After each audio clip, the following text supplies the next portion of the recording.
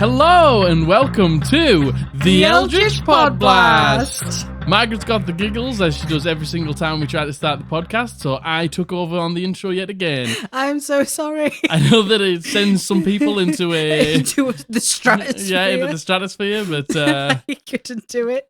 There's something about if you make videos or you do anything like this, you'll know the first 6 times you've got the giggles is so hard and nothing's funny.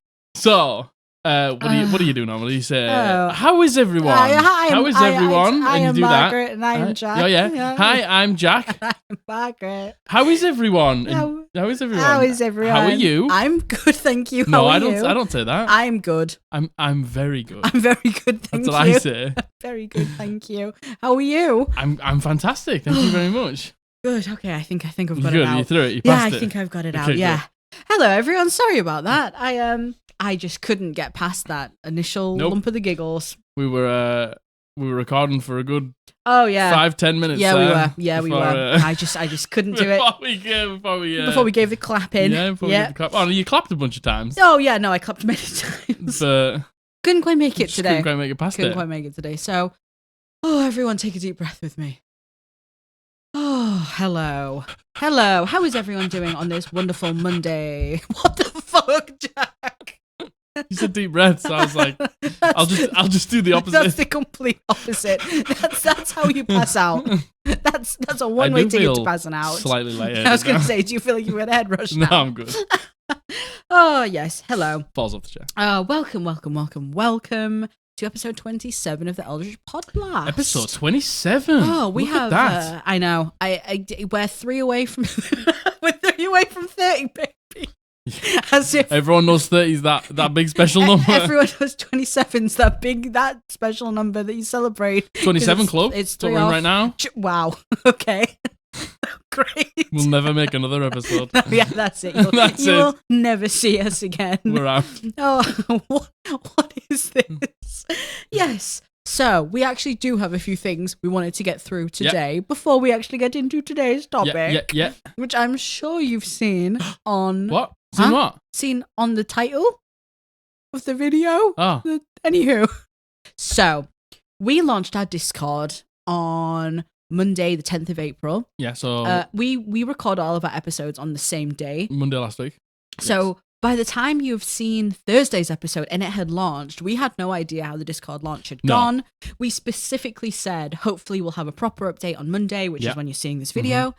And boy, do we have an update. Yeah. We just want to say such a huge thank you to everyone who joined the Discord, is introducing themselves, welcoming others, people who are boosting the server, how much you guys are interacting with each other, how much you're interacting with us. It's kind of popping off. It is absolutely popping off. We're like closing in on 200 members. Yes, we are. Which is fucking insane. Which is wild. We said a few times, like at the beginning when we first launched it, we were like 10 people.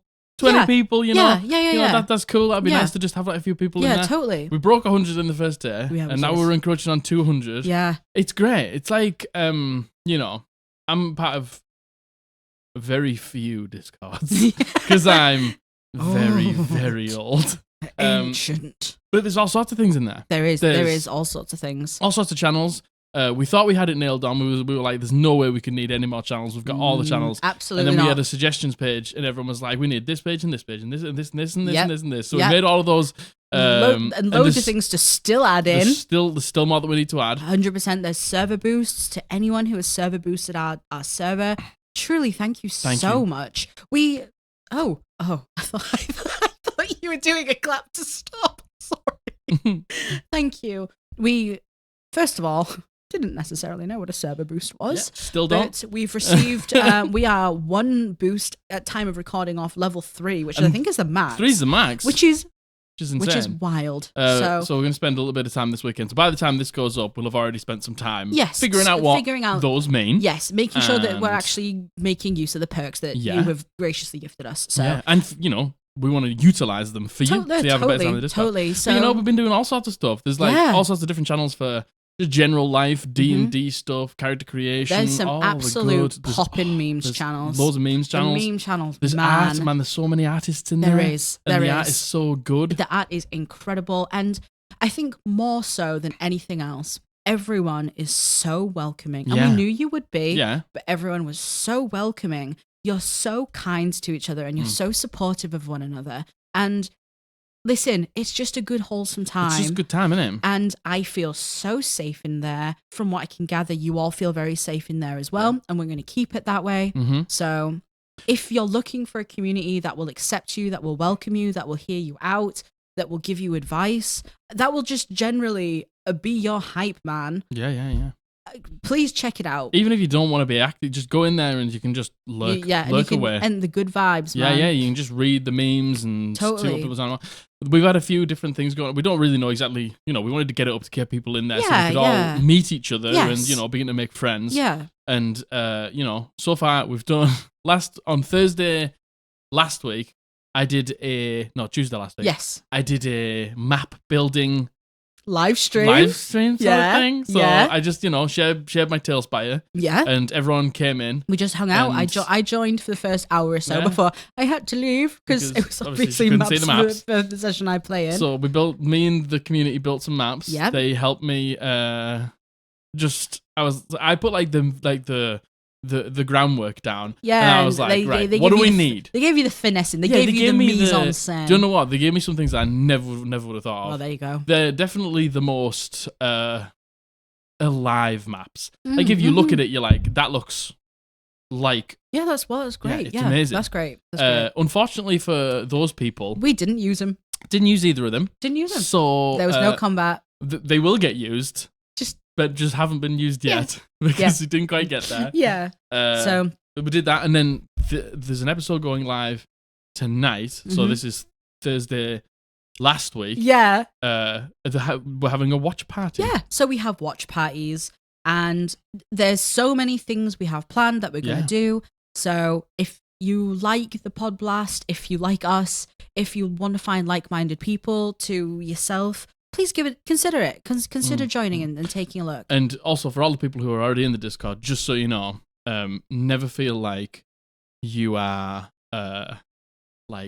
telling us what to do. Oh my gosh! You've all made so many suggestions. Oh no, the suggestions first of all are amazing. We would have never thought of some of the things that are already staples in the Discord, like the watch party. That was a member of the community that was just like, can we do a watch party tomorrow? And I was like, I'll try and figure out what that means. But sure, let's do it. Totally. So mute the mics and go in and they're just like chatting away about as they're all watching the episode as it goes live. Yeah. So hopefully the good vibes continue. Well, the good vibes will continue. The good vibes will continue. Because if everybody tries to destroy those good vibes, you're out. You're getting out. You're Permaban, Instaban, don't care. Totally. So it's been a safe space and we're going to keep it that way. Totally. It has been amazing. It has been so much fun. It's been so and honestly, to everyone who has joined the Discord, everyone who has watched us, who wants to join the Discord, thank you so much. It's been wild. It's been very distracting. It's been very distracting. I haven't been able to get that much work done this week. We've been definitely putting off work. Yeah, because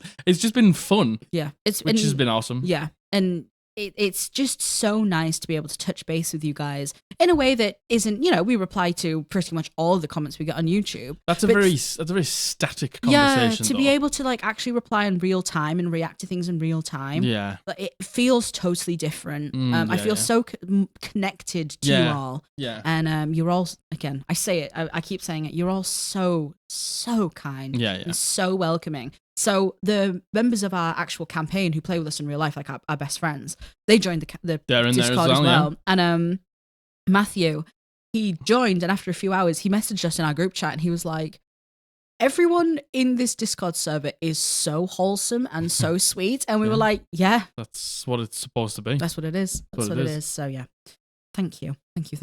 So if you've been on the fence, if that's pushed you over, awesome. If you don't want to, don't feel pressured to. You don't need to do that. You can just enjoy watching the videos. Of course. But the link is in the description to our Discord. First link in the description. Get down there and have some fun. Join us. Okay, What's next? What's next, on the you ask? announcer months? Well, I don't know if you have noticed the whole time through this. Don't know what you're talking about. I could potentially be wearing a certain garment that we ordered quite a long time ago. I didn't even realise you had a t-shirt on. No, you did. I didn't know. You know what? I'm sure that they feel the same. It's true. We said in the last 2 episodes that we had ordered a merch sample. We ordered it on bank holiday weekend. Yeah, so it took a long time to come. The week before, so it took about a week to come, which is far more than it would normally be. It was actually created within 2 days. Yeah. And then sent out straight away. And then it just sat around at the post office until literally yesterday. So the merch has come. I don't really know how much you can see of it on me right now. We'll put some pictures. But we took a couple of pictures of me wearing them, and I'll also insert the picture of like the actual like stock image design so you can see it. So this is the first look at the first t-shirt that we're going to be releasing. I don't want to toot my own horn, but toot baby. Listen, I think it looks awesome. Margaret designed it. I'm so happy with how it came out. I think it looks fucking awesome. Thank you. Like, if you didn't know, we're very much into alternative music and heavy music, and the whole like death metal logo thing was something that I think I always wanted to do. I didn't design the logo. We got it commissioned. No, we got it commissioned. We got it commissioned. Yes. I didn't design it, but everything else I designed. Yeah. Well, the logo, you know. Oh, the logo. Yeah, the Margaret logo. Designed that anyway. The logo I designed, and then that's my spray paint. That's Jack's spray paint of the SB. Yeah. And then that's my iteration of a moon. So I hope you like it. It looks awesome. We think it looks really cool. We're so impressed. We're impressed with the print. We like the garment. We are going to do a couple more tests because we want to make sure that we're being size inclusive. We want to make sure that we're getting into some of those larger sizes. Because God knows we need them too. Yeah, like a big t-shirt. Yeah, so do I. So we're going to be doing a couple more tests. We're going to order a few more samples. And then once we're solidified with our supplier, we're going to set up the online store and then launch it. Yeah. I promise you will know. You will know exactly when, but this you is will something know when that everything you is can look gone. forward to. But this is a first look at the first design. The other t-shirt is just going to be our logo. We're going to do the logo t-shirt. Logo t-shirt, going to do this. If I have time, I might design the long sleeve. But the long sleeve will definitely come whether it's in the first launch or not. Yeah, totally. And you'll definitely be getting some stickers as well. Yeah. So, yeah, very exciting times. Let's go. I'm so happy with it. I think it looks absolutely awesome. love it. I fucking love it. I can't wait to order myself one. I know. I really love it. Because we only ordered one for Margaret. Yeah. So, we hope you like it as well. It's fine. What was that? No. I was like, no, you order it for yourself. Don't worry about it. And then it came and I saw it and I was like, yeah. Me. So, yeah, we really hope you like it. It's okay if you don't. And also, we don't know what someone said. Do you know what the price point's going to be? We have no idea right now. No idea right now. The most important thing is to find the right supplier. Yeah. And then we'll go from there. I promise you will find out as soon as we do. Yeah. And there's no obligation to purchase if you don't like them, if you don't want to, if you don't have the money. We completely understand. You don't have to do it. You better buy a fucking t-shirt. Jack, he doesn't mean that. I absolutely don't mean it. No. Yes. So those are like the things that we've been working on. I think the last thing that we want to talk about before we go over our session recap is... Speaking about people in the Discord, somebody who did join the Discord was Jen. Yes. Mercenary Otter Jen. Mm-hmm. Jen has a Etsy shop where she sells all sorts of beautiful things, mainly dice, but dice trays, stickers. She's a dice maker. Custom sets. There are many beautiful dice makers in the Discord currently. There is. But Jen reached out to us and let us know that as of right now, breaking news. Oh my goodness gracious. Shall I put that? Yes, announcement breaking news. As of today, we're going to leave a link down below to Jen's shop. Mm-hmm. If you go to the shop and want to purchase anything, if you use the code PODBLAST, you will be granted 15% off. 15% off your purchase. Jen, thank you so much. That is so incredibly kind of you. We're absolutely blown away. Yeah. Blown away by people's generosity. Yes. And that is such a sweet thing to offer. So Yeah. Yeah. Jen's dice are absolutely gorgeous as well, may I add. Another amazing thing. I've got the page up here right now. Yes. There are a couple of different sets on there, but there's two sets. One called the Trans Pride Advantage set, which gives you, I think it's 2d20s and 4d6. Hell yeah. And then there is like the standard normal trans sets, which you just get like all the normal dice that you would normally get. But in there, you get 50% of the sale goes towards trans lifelines to help trans youth find resources and name changes and things like that, which is a fantastic cause.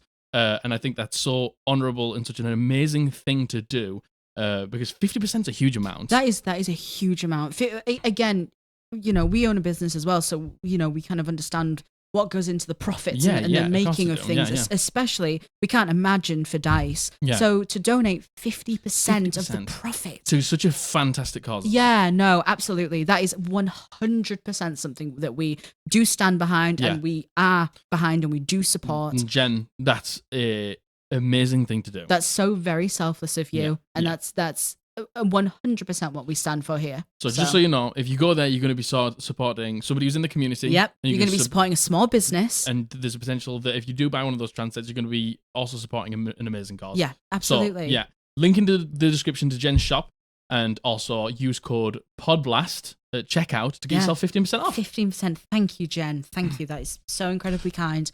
And, again, we've said this before because another member of our community, Ida reached out to us, and she has those amazing potion bottles. Yeah. But I was going to say, potion bottles. Yeah, they're like little cutouts of the potion. Yeah, that have there's a really, hold on. Yeah. There on the back here. I don't know if you can see it. And some of them have the instructions for the potions on, and then some of them are blank, so you can make up your own. We said it last time. We have a small business. We support small businesses. If anyone wants to do something similar, where you you want to give some sort of discount code, I'm not saying that you have to, of course. No, you don't. But if you want to come, if you're a small business, just understand that here, this podcast is run by small business owners. And we have lots of small business owners in the Discord. Absolutely. And if you join the Discord, there is a place there where you can plug your own shop and show your work and things like that. So just so you know, if you ever want to reach out to us and be like, can we do something together? Can we do something together? 100%. Yes, we would love to. We're happy to shout you out. We would absolutely love to. We would love to work with you. Yeah. There's so many artists. There's commission artists. There is all sorts. We understand how hard it is as a small business. Yeah, totally. To begin. And that's again, the hardest part. We are still a small podcast. We still have, not a huge outreach. No. But it's so important that people see your work. So if you would like to work with us with something like that, just know we would love to help you. Yeah. We support you. And that's that. Yeah. Okay. So I was going to say we're like half an hour in. We had to take a break. Yeah. The dog wanted to go out. Yeah. So I guess the last thing really is to go over our session recap of last night. Yeah. Wow. This was the session after everything happened with Abby's character, Priestess. Yes. So I think in episode 24, Yes. Is this 27? No, 25. It was 25. In episode 25, we had just come off the back of an episode where the Red Priestess, our cleric, she was going through some stuff. Yeah. She's a vampire. She is a vampire. She's a cleric, a blood cleric, and basically her god has given her powers to subdue the need and the want to suck blood. Yeah. Why did you have to say it like that? Suck the blood. Oh no. She wears like a amulet pendant sort of thing around her neck, and when she does, it makes her not sunlight sensitive. Yep. Her teeth retract slightly. Yeah, there's a whole load of benefits she gets from it, basically. She doesn't look like a vampire. No, she doesn't need she to does look like a vampire. She's very pale. She does definitely look like a vampire. But she doesn't need to do vampire things. Yeah, and basically the person who turned her... Yeah. We had a run-in with him. Yeah, you did. At her parents' shop. Yep. Prior to this, we had a run-in with him. Yeah. We might have... Murdered his whole family. So he wasn't very happy about that. No. So then the story took us to close to where she lived. And we ended up going there. She didn't want to. She got charmed. She killed a family. She turned a family. She turned a mother and a father into vampires, and then he flew off with them into the distance. So it was pretty horrific. It was genuinely. I know we're saying it like, oh, this happened. It was genuinely horrific. It was a real scary time for everyone. It was a heart wrencher. It was a heart wrencher. It really was. And we ended the session there. So this session we picked up in the aftermath of that. Yeah. Which there's like, to me, in our last campaign, there's like moments of a campaign that sort of like that change everything. Like, you know, you're a bunch of adventurers like who've met together and you do a bunch of stuff, and but there's moments in campaigns, to me personally, where it all sort of changes. Yeah, totally. And you begin to like understand like, fuck. You kind of become more than an adventuring party. You become like there's the closer. Moments. Yeah, there's the moments that through everything, despite all of it, you realize that you're still with each other because you care deeply for one another, regardless of anything else going on. And I think that was the moment. I think we found out last night. Yeah. That was actually the moment in this campaign. Yeah, totally. Because it was very emotional. It was very emotional. God, I am on the verge of crying just thinking about it. Yeah, it was very emotional for everyone. It was very emotional, and for Priestess's character specific. First of all, I just want to preface this. Priestess's character, all of our characters going through the worst time of their lives. Us as players, living for it. Abby specifically. Yeah, living for it, having a great time. Someone in our community, Sherry was like, I hope Abby's okay. Abby's fine. She's having the time Abby's of her living her best life. She right could now. not be more she's fine. Having a great time. But you know, characters. This is what Abby wanted. Oh yeah, 100%. Her character couldn't want anything less. Yeah. Worst nightmare, but she's like perfect. Living for it. All of us are. Yeah, it's great. But our characters are obviously really, really dealing with the consequences of what happened now. Yeah. And Priestess she's basically just shut down. Yeah, she's struggling to. As soon as the session started, like I was like, right, what are you guys doing? Because there was a bit of a ruckus, like in the middle of the streets. Yeah. And Abby was just like, I hit the deck. Priestess just falls to the floor. Yeah. And you guys had to sort of like pull her into one of the like shops, like the shop that did belong to her parents. Yeah. That was still open. He pulled her in there, and you know she just sat on the floor, sort of dealing with it, while you guys were like running around trying to like lock the door, pull the blinds. Yeah, and it was very much. We didn't really know how she was going to deal with it, but it was either going to be completely beside herself, because Priestess is a very nervous character. She's I would say Priestess is definitely more one of the comedic characters in our group, right? Yeah. There's more humor to her than, say, I don't know. I was going to say Rayla, but Rayla is still quite funny. Rayla's quite funny. But it was either she was going to lose her shit, or she was just going to have a mental break and just shut down. Yeah. Which is exactly what happened. Yeah, it is. And it was just so sad. It was quite sad. It was so sad. And it's like, you know, like everything else that's going on in the world. And you know, there's like, a lot going on. There's like things to do. Which, you know, on a grander scale, are more important things. Well, I don't know if it's more, like, to Priestess, I don't think it's more important. No, and to us it's not more important. You know, like, it was sort of like that thing of like, well, we've got to go, but we don't want to. Yeah, it was.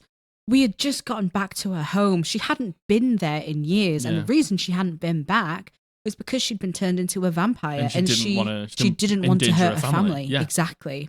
And you know, we were still there. She's a jewel crafter by trade, and that's the thing she loves the most in this very world. And she was back in her old shop, and we had a bloodbath. And she couldn't spend any time in the place that she loved, and we had to just wrangle her out, and it was horrible. Just had to run. It was absolutely horrible.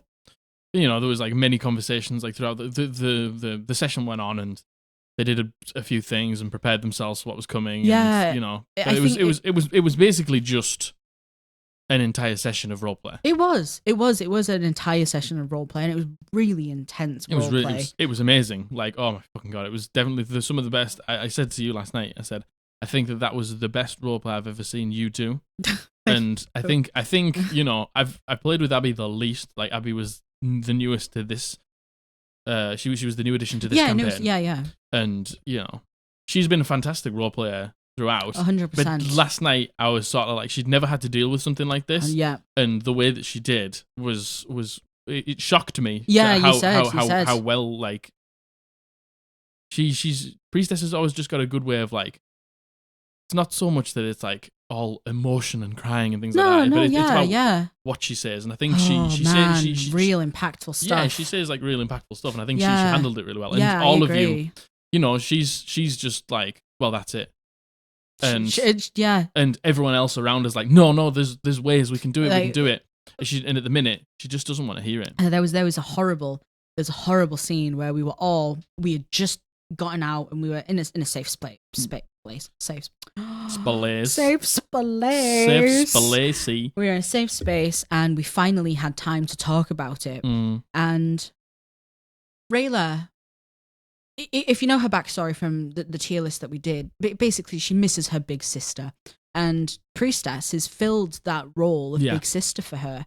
And she loves Priestess dearly in a different way to how she loves the rest of the group. And Rayla felt like she'd failed her. Yeah. I think we all felt like we'd failed her.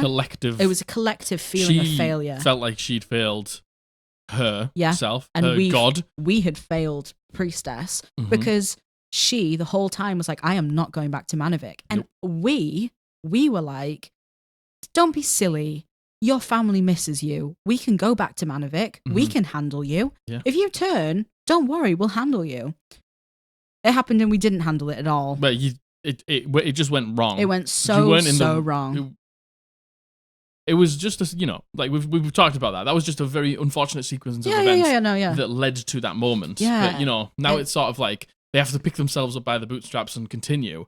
And it's just I think our characters don't really know how to. Yeah. But that's the beautiful thing.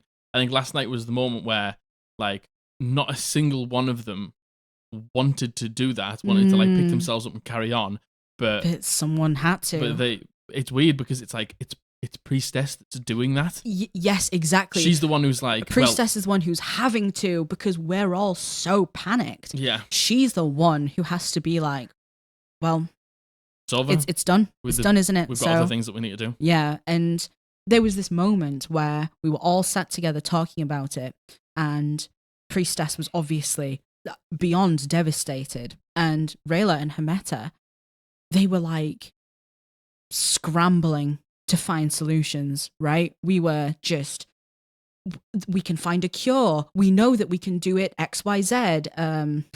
Takmaz told us that there is a cure and we will make sure we do it, and we'll get all of you there, and we'll find Odiger, and we'll find your parents.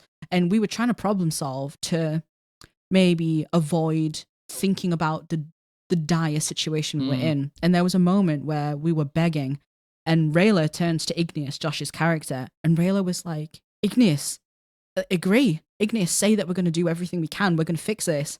And man, Igneous just looked up, and it was like a look of, he couldn't promise her that. Yeah. Like, none of us could. And it's weird because Igneous, Josh's character, like, he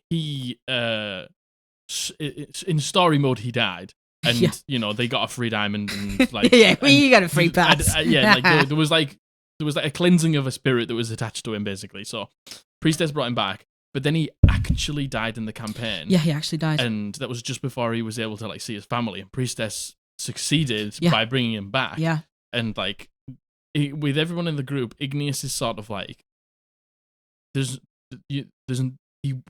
one person he can't lie to, and that's TRP. Totally. Because he owes her life. He feels like he owes her everything. Yeah. So like when you were all being like, no, we can bring him back, and you turn to Igneous. Igneous just sort of shrugged his shoulders and said nothing. And because he didn't want to lie. Yeah. Because you didn't know for sure at that point. It was absolutely fucking heart wrenching. Yeah, it was a tough session. But at the same time, it was probably my favorite session. No, I agree. It was absolutely campaign. It was 100%. I just feel like and towards the end, like Priestess did begin to like slightly integrate herself back into conversations. Yeah. And they are moving on. We are moving on, because we have to. I feel like it's just shown everyone in the group how much you care about each other. No, totally. I completely agree. So I think every campaign's got that turning point. And I think this has been that turning point where it's not just like we're a bunch of adventurers who've got like similar goals. Yeah. It's like we're like a family now. Yeah, and the whole thing we're looking for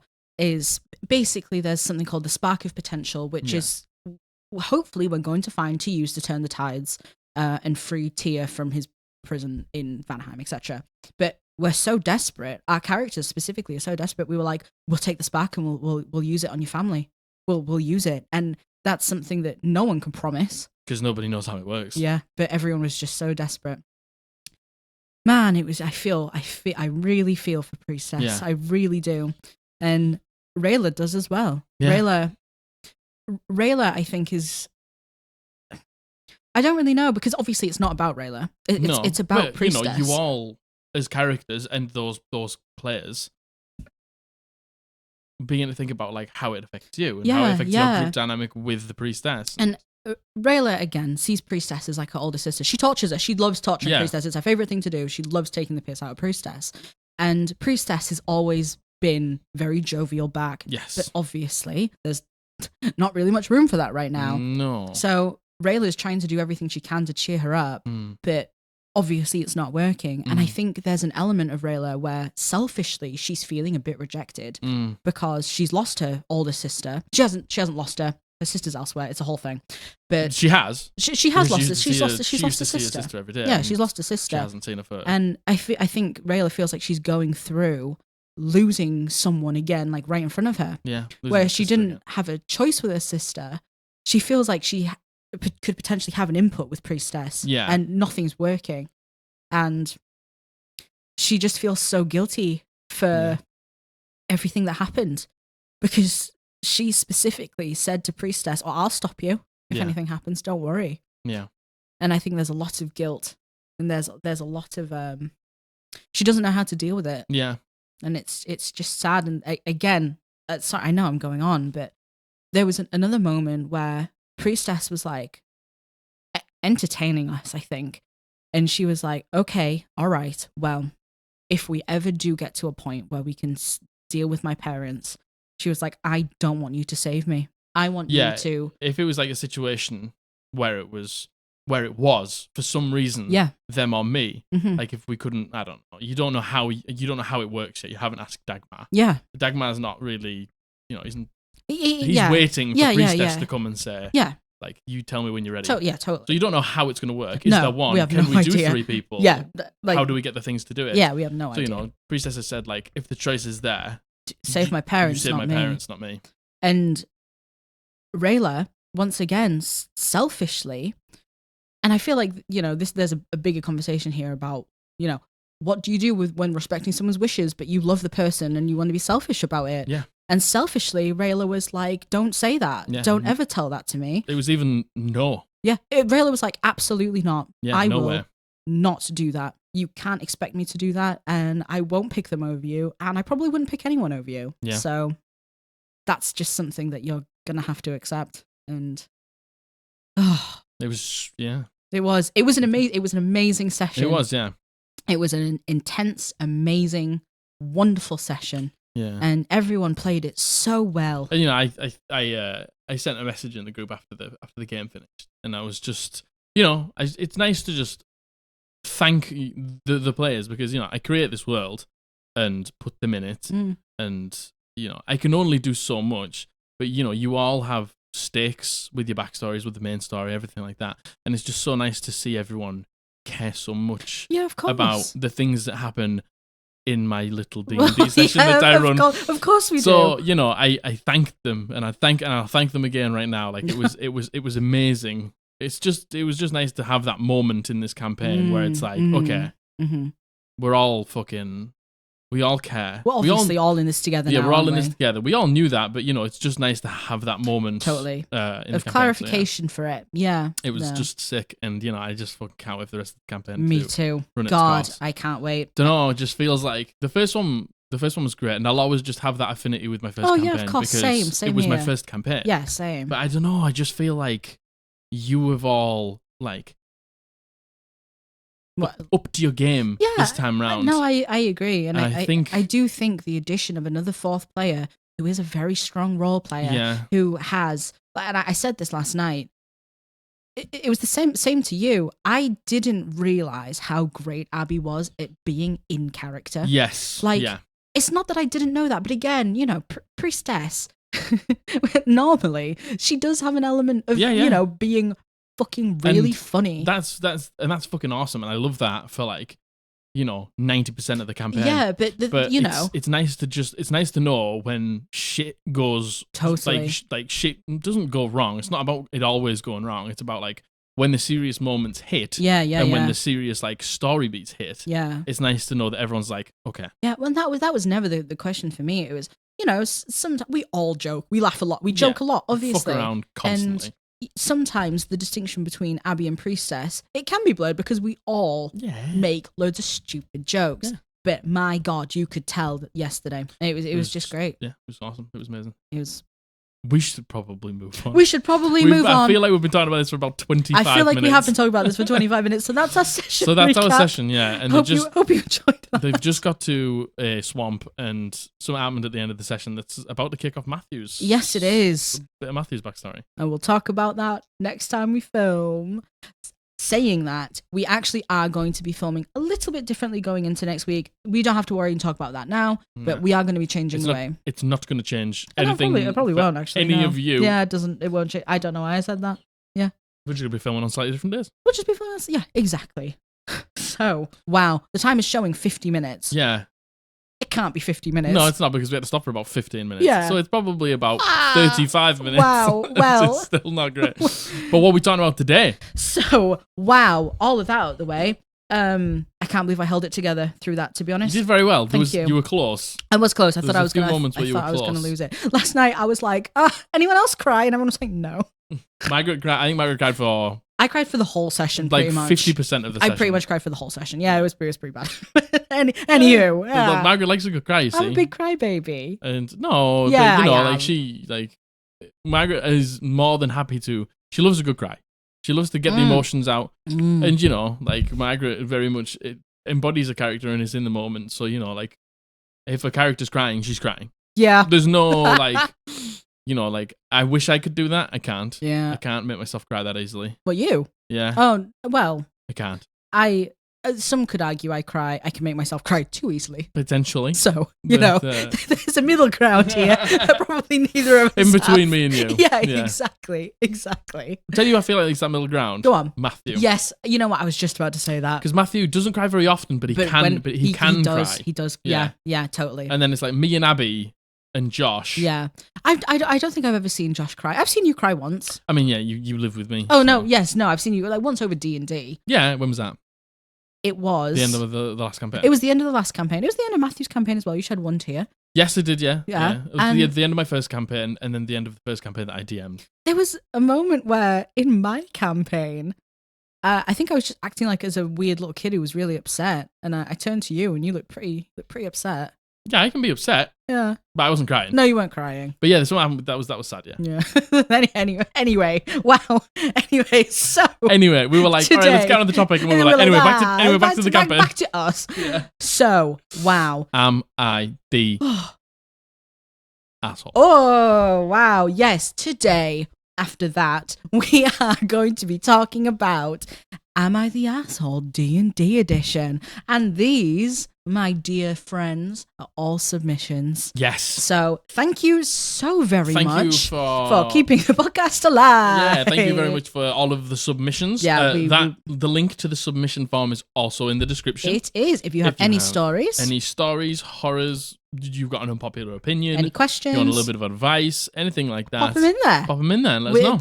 More often than not now, we're actually being able to do whole episodes dedicated to pardon me. Yes. Submissions, which is great. So, thank you. Yes. So, without any further ado, nearly an hour into this podcast, let's go. Shall we start with our first Am I the Asshole? Hell yeah. Okay. So, number 1, 53 minutes in. Yeah.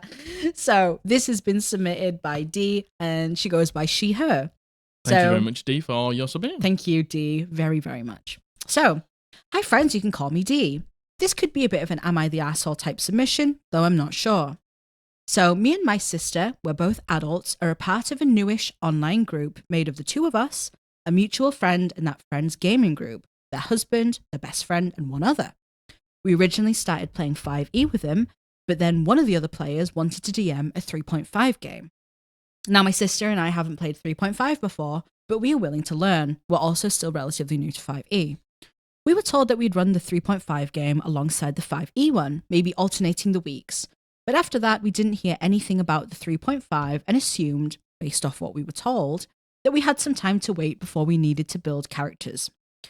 We all jumped into the 5e game and have had a few sessions of that. All is going well, although we both feel a bit like outsiders in the game, but we're hoping it will pass with more time we spend in the group, as they're all lovely people, and we think our feelings might just be because the rest of the group has known each other longer. I feel like that's a very normal... Yeah, I feel like that probably is the case as well. Yeah, that's a very normal thing. But as long as you think that they're all very nice people. That's all that matters, that's great, it? You know? That's all that matters. You're getting on well, that's good. Yeah, totally. 100%. Totally.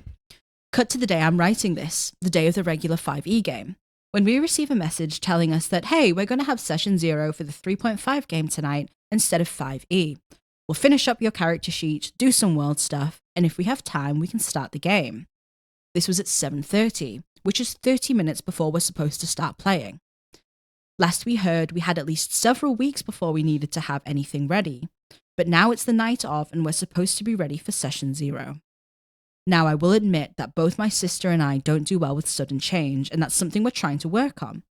And so when we see that not only are we not playing the 5e game like planned, but we are also apparently needed to have our sheets almost done with 30 minutes warning. Needless to say, we're both stressed out. I resonate with this so much. I was going to say, this is definitely something that would stress me upset you. At 100%. And it's not even upset. It goes beyond that. Yeah. Like, I mainly put this in because I resonate with this so much. Yeah. And, I'm sure that someone listening as well will resonate with this. I feel like this is quite common. Yes, yeah. People don't like sudden change in plan. Yeah, I cannot handle it. No, I really Me can't. Personally. Yeah, you can go with the flow, yeah. I'm cool with that. If somebody was just like, there's a session 0 for a D&D campaign in half an hour, I'd be like, sick. Yeah, I know. I could not handle that. No way. Yeah, I feel like this would probably send you in a bit of a spiral. Oh yeah, this would end me. Yeah, to be honest. Yeah. So this is a bit of a longer one, but I resonate with this so much, I think this is a common thing. So anywho, not to mention that neither my sister or I have a character sheet. I have my ability scores rolled, and that's it. My sister has nothing, not even a character idea ready. None of us have had the chance to even really look at the 3.5 rules. My sister has worked 16 days in a row with no off days, from 6 a.m. to 4 p.m. and even later on the weekends. Jesus Christ. Hope your sister's okay. That's a fucking problem in itself. I know, that's hellish. Never mind the submission. God, that's hellish. We don't even have much of an idea of the style of the 3.5 game or the setting. I message and tell the GM that we're not ready to do character sheets. He says it's fine, we'll just do character creation together as a group. Neither my sister or I want to do that. I feel that so much. I feel that's acceptable. Yeah. More than acceptable. Not because we don't value the opinions of the others, but because that's a lot of pressure in a group where everyone is basically 3.5 experts and have their characters figured out already. And all know each other. And they all know each other. Yeah. And there's nothing worse than that feeling of feeling like you've been like caught out. Yeah. Like you don't have anything ready. Yeah. And all the eyes are going to be on you. When realistically, we know they're not going to be. The thing is, right, you're going to be playing, campaigns can last 10 years. Yeah. If you don't pick something that I can say that, like, I'm ready to go. That's because I fucking know as much as I possibly can about every class in the game. And every subclass. So, I know what I would like and be happy to pick from a multitude of things. Yeah. If you don't know... Whereas myself, especially going into a 3.5 game that I don't know the rule set at all. Every time you create a character, we sit together. Yeah, because I need that. Yeah, and you're like, what? We talk about it, what we like, and then we watch some videos on the subclass, breaking them down. It takes me a long time to understand, and I have to. And this is once again, like Dee said, this is something that I have to work on. I have to have all of the information before I make a decision. Yes. I'm like this with everything in my life, that I have to know everything about it before I commit to it. Yeah, 100%. And for a lot of people, especially me, and I think you, like you're playing. Don't say it. They're not ready. Jack, they're not ready. I'm going to fucking do it to him. You can't do it to him. Now. I'm begging you, please don't do it to him. Margaret's playing fucking Moon. He said it. Margaret's playing a Moon Druid. I'm playing a Moon Druid. Who knew? I don't think many people knew. But that is quite integral to your backstory. Absolutely. And by quite integral, I mean the most important part, the whole crux of it. The character doesn't exist without the Moon Druid. Totally. So it's like, oh yeah, I don't exist without the Moon Druid. Do you know what I mean? Like, I feel like you picked the Moon Druid because you like the subclass, but you also picked the Moon Druid because you like the story. Yes. So if you go in and you pick a subclass, you might like it mechanically, but what if it doesn't fit with the story that you want to tell? Absolutely. That's a nightmare. Totally. Like, it's the same with me. Blade Singer, I made Jasper round, like, literally living with other wizards that were Blade Singers. Yeah. And that was an integral part of his story. Yeah, absolutely, yeah. I think that for a lot of people, they base this... The only person who I don't know that does that is Matthew. Yeah, I agree. I think the only person I know who doesn't do that is Matthew. Abby's a literal vampire. Yeah. Because she's a blood cleric. Blood cleric, yeah. Josh is a shadow sorcerer because... his soul got ripped from his body. Yep. And there was a shadow. There was a shadow that kept him alive. Yep. Like, so it's not uncommon. Yeah. And this is unfair. Yeah, totally. Is there any more? There's quite a bit more, yes. Okay, continue, sorry. Yes. So from our point of view, we're overwhelmed. We don't know any of the rules or classes, races or backgrounds. Fucking hell, yeah, we didn't even touch on the fact that they're playing a different system. Yeah, exactly. And we're the odd ones out of this group, and we're a bit nervous that we'll end up creating characters we don't like. So we don't hold up the entire group. That's pretty much touching on exactly everything you said then. And this is tough for us to say because we've never played 3.5. We've only played 5e. So I know that, I think that if you went from this is me just speculating. I think if you went from 5e to 3.5, you would find similarities. Yeah, but I think there is quite a lot of changes. I think so too. I think there is quite a lot different. Yeah, that would even for me, who I'll just like I said, I'll go with the floor. I think I'd feel uncomfortable. I would. I without a shadow of a doubt would 100%. So bear with me because there is a bit more. Yeah, continue, sorry. My sister and I also don't do well with group creations due to our first ever D&D campaign where we saw our characters completely railroaded and changed by that DM. Yeah. So we let the GM know that we're happy to sit in the session 0 to hear the lore and see how to build characters and have them explain how to do the sheets, but that we don't want to work on making and creating characters tonight. He just replied with MK. Okay. Apostrophe K. No, just MMKAY. Now, I know you're not a huge internet person. No. But I think that's perceived as quite a passive-aggressive thing. That's kind of like receiving K. It's the equivalent of receiving just a K. Okay. Just. I feel like even being like, I will spend my night. Yeah. And my sister, who hadn't had a day off in 16 days, by the way. They will spend their night. Yeah. Doing something that is half an hour before you've told us is something completely different. And, sitting in just to hear the lore and how to create a backstory. But we're not going to make our characters. That's effort. Yeah. To do. Yeah. And, I feel like the DM should have respected that. Yeah. So everyone kept saying that the session 0 is great to do character creation and building, and we can make characters that night. I tell our mutual friend that we're overwhelmed and not trying to be difficult, and we apologize to the GM. Once again saying that we don't even have a general idea of the game, the rules or the basics, so we need more time.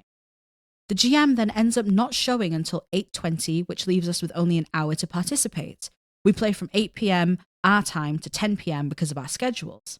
40 minutes into the session, he hasn't led the session at all, and instead of going over character sheets and rules like he said we could and would, everyone is chatting about 3.5 perks without explaining anything or chatting about other things just outside of the game, which is fine, but not really a session 0. And my sister and I just kind of sat there quietly. We sat through the entire session without once being asked how we were doing or if we had any questions, or just being acknowledged, which sounds like a real thorough session 0 there. Which obviously doesn't help our feelings of being outsiders. Of course not. Nope. I guess my question is, are we the arseholes for not wanting to create our characters in the group on that night? I don't feel like we were, but I can't shake the idea that we were being unreasonable. Is there any advice on what we should do or should have done?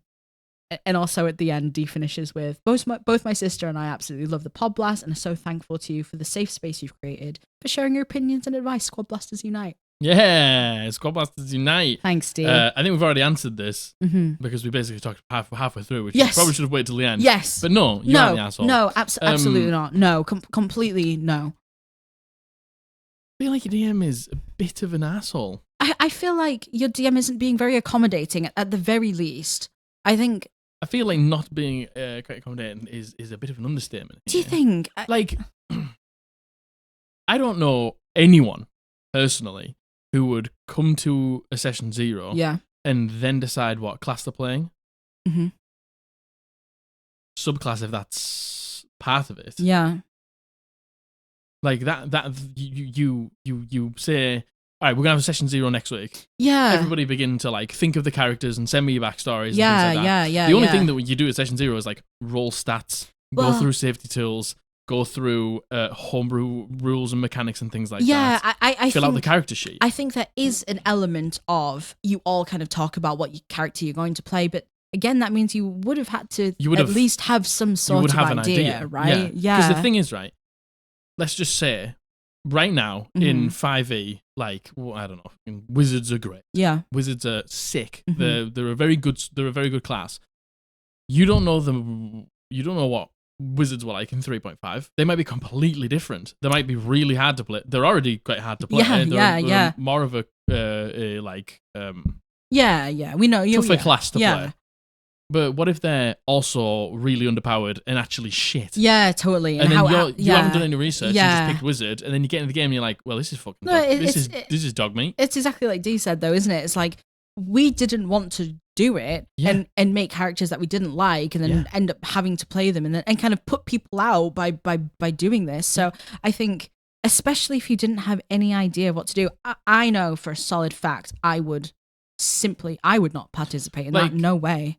Like the first session 0 that we ever played in my campaign, Josh had never played D&D before. Yeah. But I told him like 2 weeks prior that we're going to have a session 0 and then we're going to start playing. Yeah. Josh turned up, he'd been talking to me and he was like, I think I'm going to play a paladin. The only thing that Josh decided on that day was he actually picked a subclass even though he didn't need to. Yeah. But when we were sat around the table, he confirmed that he was playing paladin. Yeah. Same with Abby. Yeah. She turned up to session 0 and she was like, oh, I've done a bunch of research. I'm going to play the blood cleric. Yeah. Do you know what I mean? The whole point of a session 0 isn't to pick your class in your subclass. Yeah, no, and write your backstory. I do think some people do run it like that. I do genuinely think that, but the way we run them, no. And it doesn't sound like this DM even runs it like that either, because the DM's like, we can finish off your character creation and we can finish off all of this stuff. You know what? This kind of sounds like maybe the DM in the other group, because they're closer, they have maybe been talking about the 3.5 game more together as a collective. Obviously, because then they were like, oh yeah, by the way, we're doing it in half an hour. And kind of just sprung it on you last minute. And then because they had made their minds up that they were going to do it anyway, they were never going to be accommodating to you not wanting to do it. Yeah, and you know, it doesn't sound like they even gave their... the law or whatever. Well, yeah. They just sat there and let everyone crack on. They turned up late and then they just talked about how great 3.5 is. And that's great. If 3.5 is great, fine. But. Yeah, and then to not even ask how the other two members of the party are doing or if they have any questions, knowing they've never played 3.5 as well. Also, what's the point of even having a session 0? Yeah, and also they said, like, we're not going to...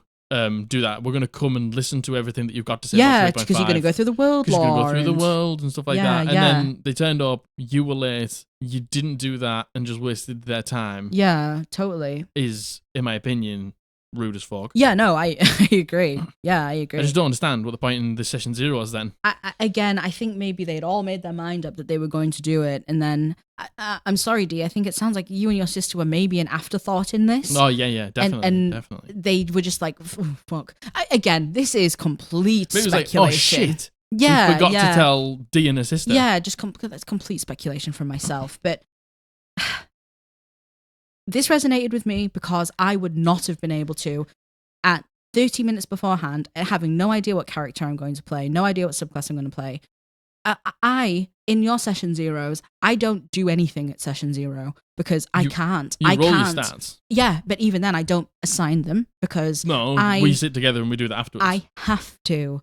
I have to work everything out outside of that. I can't participate in group activities like that because I just get really overwhelmed and stressed out. So I'm so with you, D. To on me, that. session 0 can be whatever you want it to be. But for you, really, we just get together. We sort of tell each other what we're playing. We order some food. We roll some dice. Yeah. We go through the house rules. We go through the house rules. We go through the safety tools. We go through the world primer. Yeah. The world primer is probably the most important thing. Totally. Yeah, totally. And it usually only lasts about 2 hours. Yeah, agreed. But, that's fine. Yeah, agreed. So, no. And you know what? I can understand if you're already feeling like the outsiders and your DM just went, okay.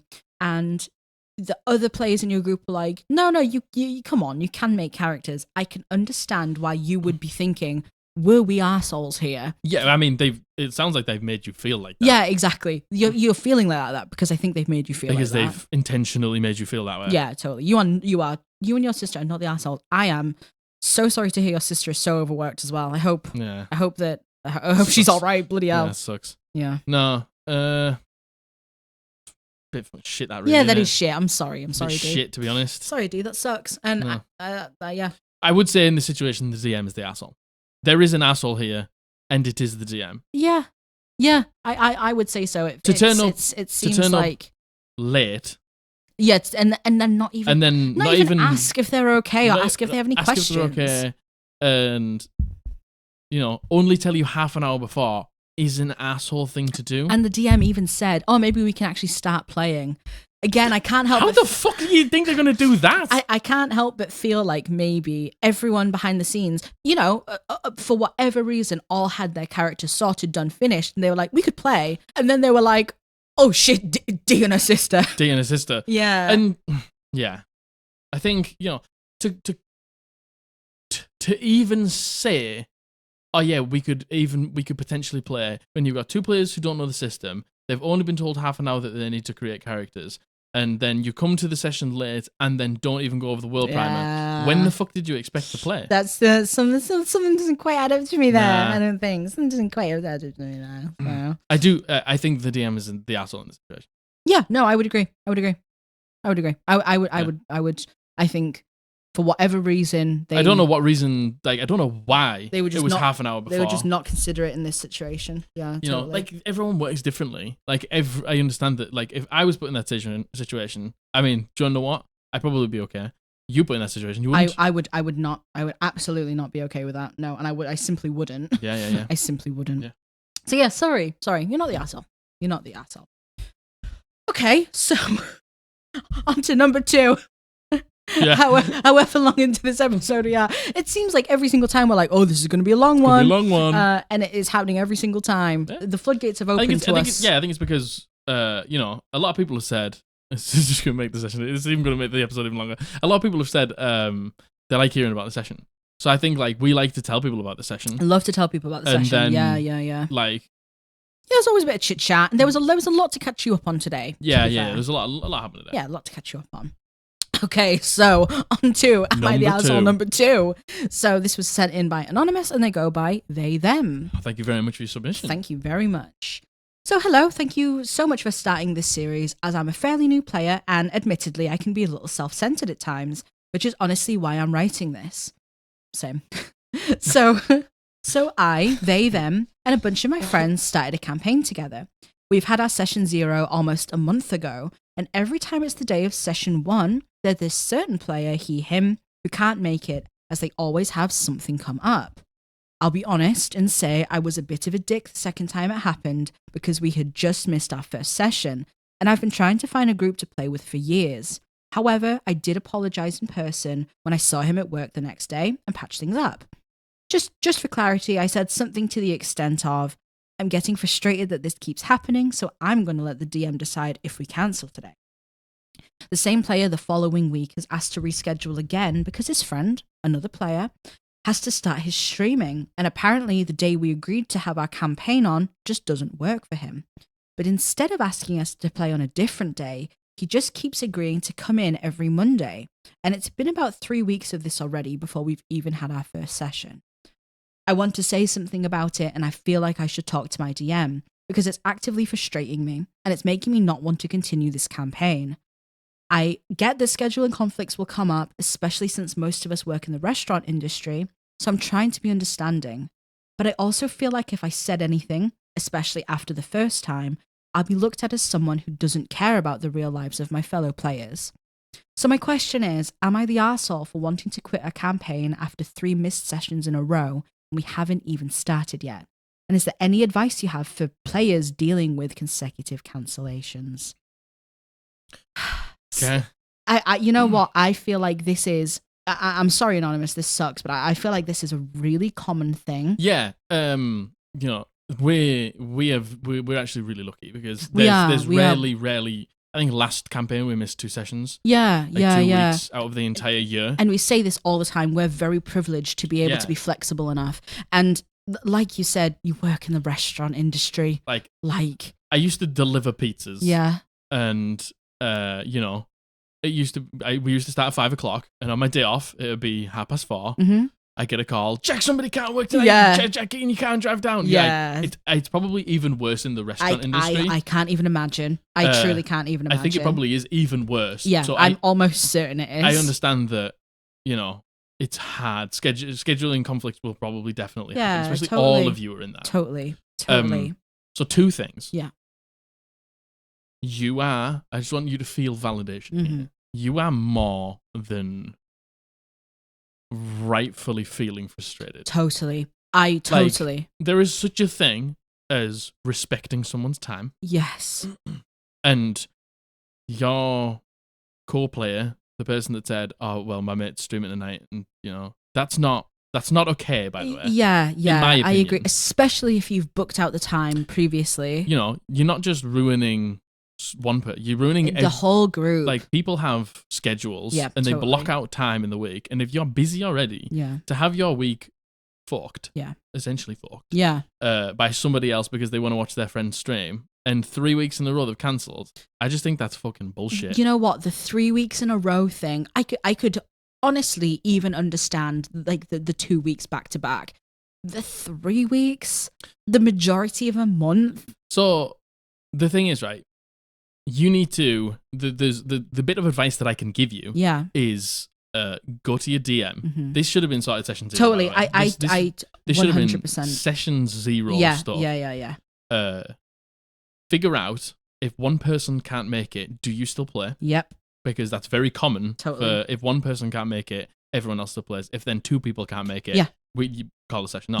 Yes. So, you know, but if this person is clearly not respecting anyone's times, that's why that rule's in place, to make sure that no one misses out because one person can't do it. Yeah. Exactly. Yeah. Like, I would, you know, you're saying, I understand that the second time it happened, you maybe had an outburst and you said something. That's just being human. That happened. You apologized. You moved on. I don't even feel like it was that. Yeah, you know, there is something to be said about, you know, you shouldn't have a go at the people around you that you're supposed to be playing with. But you also shouldn't. You shouldn't waste people's time. You shouldn't waste people's time. But there is a way to go about it. But to be honest, OP, I don't even think the thing that you said. That's what I'm saying. Like, you just said, I'm frustrated that this keeps happening. I don't even think that that's an outburst, to be honest. I think that's more than rightful to say. I feel like that's actually a very that's a very respectful thing to say. Totally. So I don't think you know what, I actually don't even think that is an outburst. Yeah, that's what I mean. But I don't think you even needed to say sorry for that. Yeah, no, yeah. Personally, I think totally you should totally talk to your DM. 100%. Talk to them. Oh yeah. And tell them exactly what you just told us here. Yeah. So you know what? I feel like a lot of the Am I the Arsehole advice submissions. No, Am I the Arsehole submissions. Borderline advice. I think some Am I the Assholes can like border on a lot of things. Yeah, totally. Like on a horror story, on an unpopular opinion. Yeah. Know. So I think a lot of these, especially because there's submissions from the community, I think a lot of these border advice. But no, you are totally not the asshole for being frustrated about that. And like, no way.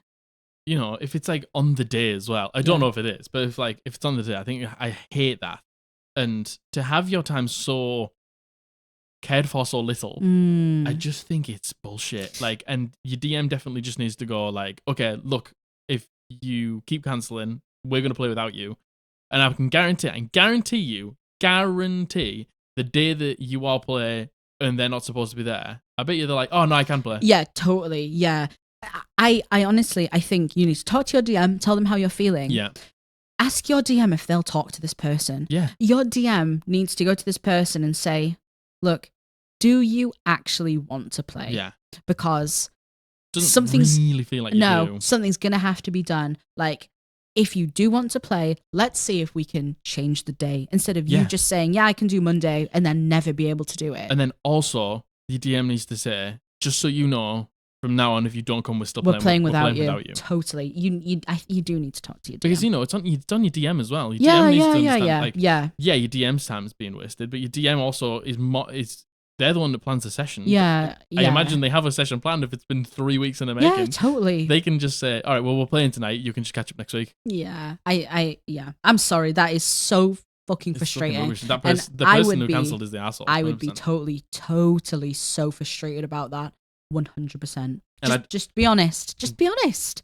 To be honest, I know you've said sorry and you're a better person than me, but I don't even think you needed to say sorry for what you said. Yeah, I you know what? In hindsight, actually, after saying that, I do think I'm frustrated that this keeps happening. I would be frustrated. I would also be frustrated as well if you had said like, "Oh, you're stupid, lying dickhead." Yeah, then maybe you could have said sorry. It's a little bit different. Just saying, I'm frustrated. Totally. It's up to the DM. I don't even think you needed to say sorry. Yeah, totally. Sorry. I hope it gets sorted. Yeah. Oh, I hope you actually managed to get to play this session. Play. I really do. Yeah. And before you drop out, I would explore those options. Try and do that first. Yeah. Totally. Yeah, totally. Okay. So, yes. Number 3. On to Am I the Arsehole? Number 3. Okay. So, this has been submitted by Vega, and they go by they, them. Vega. Awesome. Thank you very, very much, Vega. Thank you for your submission. So, am I the arsehole for getting upset at being left out? Context, I have a close friend group I play D&D with. Normally we have sessions in person, but this last session was online as our DM was house sitting in another state. I'm from Australia, so this commonly also means being an hour ahead or behind other states depending on where you are. So we had agreed upon a time and assumed it would be where the majority of us were at the time. We had sent a message to clarify, but we never heard back, and we were apparently wrong. However, we got yelled at for being an hour late. So hold on, what? So because the DM moved out of the time zone, or was in a different time zone, the majority of them were in the same time zone. So they were basically an hour late, even though it was the normal time, but the DM was an hour ahead. Yeah, but the DM didn't specify which time zone that was. Got you. They all just thought, well, we're the majority, so we imagine that's the crack. You know what? As soon as time zones and any form of time gets involved, my brain cell dies. We don't deal with it here in the UK. Can't handle it. All of us, Wales, Ireland, Scotland, same thing. We're all on the same time zone. So. Same thing. So we worked it out and we got started and we were having a good time. However, as we got to the entrance of a dungeon, I had a small emergency with my rabbit. Oh no. She got stuck in the bars of her cage somehow. Oh dear. Sorry. And I asked the DM if we could pause quickly so I could deal with it. Yeah. They agreed and I left. While I was gone, our DM decided that they would continue, and the group entered the dungeon with a high-level NPC and engaged in combat. I got back to her splitting the loot and saying the NPC was impressed with everyone, but my character, as he had hidden the entire time, and the NPC didn't like that I was a bard, which I think is bullshit. Agreed? I mean, agreed. Imagine being like, oh, okay, rabbit's fine, sitting down, and then hearing an NPC be like, fucking ain't that bad. It was that bad over there, sat behind that rock. Hiding. I got upset and I asked why they would do that and got told that it wasn't fair to stop the game because I had to leave. Turns out, everyone thought I just wanted to sit this one out as that's what the DM had told them. Uh-oh. And they were upset when she admitted the truth and we stopped the session early. Afterwards, the DM called me a total asshole for getting upset and making everyone else mad at her. The DM and I have a very close relationship and I consider her like a sister, but this has really upset me. And I tried to explain, but she's not listening to me. So am I actually the arsehole? And if you have any advice, that would be awesome. P.S. We've only been playing for 4 months and it's my first D&D experience. There's a couple of things to tackle here. So why did they lie? Right, the thing is, if you had to leave and they were going to carry on, the DM should have said, we're going to carry on. Like, they should have said that to you. Yes. But the thing is, I don't know how long you were away. It was either the fucking fastest fight of all time. We have no idea we don't how know. long something like that. You know, Vega did say it was a small emergency. Yeah, it sounds like a small emergency. You know, that could have, Oh yeah, true. That could have been upwards of however could have been, long. Yeah, could have been quite a while. Do you know what I mean? I didn't realize that. Yeah, sorry. Yeah. But wow. Regardless of any of that, first of all, she shouldn't have lied. I don't know why she was like. That's the bit that gets me. I don't know why she turned to everyone and she was like, "Oh no, Vega wants to sit this out. Vega wants to sit this one out. Why'd you say that? That seems strange. Yeah. And the fact that everyone was upset after, you know what, Vega, it is so clear that you're not the asshole in this situation. Yeah, 100%. Like, totally not the asshole in this situation. And for the DM to be like, yeah, it's okay, you go and do what you need to do. Turn to the group and be like, Vega wants to sit this one out. And then to have the NPC be like, why is the bad hiding? That's so weird. That's the bit that I don't like. That's the weirdest bit. The fact that the NPC's like, why are you hiding? I don't like bads. Like, it's like you carried on. That's someone's Tinder bio, definitely. You carried on without Vega. Yeah, that was your decision to do that. Yeah, and now you're making. And now you're having the NPC slag them off. Slag them off. That's yeah, fucking weird, isn't it? What's going on there? Like, I don't. That to me, that sounds like there's something else going on. Yeah, and maybe it was like because of the late start. Oh, they needed possibly. To like try and get through it or something like that. Yeah, But possibly. Then, that's fine, but just say that Vega was there. Yeah, and just there was so many other ways to handle this. First of all, if Vega says, "I'm be right back," can you wait? In fact, I don't even know if Vega said that. Yeah. Oh yeah, ask the DM if we could pause quickly so I could deal with it. They agreed. Why agree? Why go? Yeah, and sit there going. Let's continue into the dungeon. I just don't get it. And why say one thing and then do another? Just say what you're gonna do. That seems like really strange behavior. Thing is, right? Why didn't the DM just? Let's just say that Vega was like, "I've got a small emergency. Can we pause?" Even if the DM was like, "No, we can't. No, we can't pause. I'll say that you're with the party, but you're not in any danger." Yeah. Done. Yeah, fine. And totally. I'll catch you up as soon as you get back. But didn't even give a chance to have that conversation. But why didn't you say that? And then you just lied and didn't say that. Yeah, that happened anyway. And now you're making the fucking NPC not like them. That is very strange. That is very weird behavior. Really weird behavior. I don't know what is going on there. Maybe they are upset. Just do one of the many options that was fine. Totally. And it's the fact that afterwards the DM called them and was like, "Well, you're an asshole because you made everyone mad at me." It's like, you made everyone mad at yourself. You are the reason people are mad. You made everyone mad. It wasn't Vega. You made everyone mad because you lied. Your DM is an asshole. Totally. Yeah, totally. You are not an asshole. No, absolutely not. That is so strange. And you know what? Regardless of how long you've been playing for and whether it's your first experience, that's still weird behavior. That is weird behavior. That's weird behavior. Sorry. There was so many ways to avoid that. Make that not shit. Totally. And your DM literally did none of them. Yeah, totally. So no. Not the asshole. Fucking hell. Sorry, Vega. Jesus Christ. Please let us know what happened after that. What was the outcome of this? Has this, have you resolved this? I'm assuming so, right? I hope so. But did you ever work out why she did this? Strange. Don't know. Strange. I imagine it was because they lost a bit of time in the beginning. Yeah, possibly. It doesn't matter if you lost it. Just handle it literally any other way than that. I know. Well.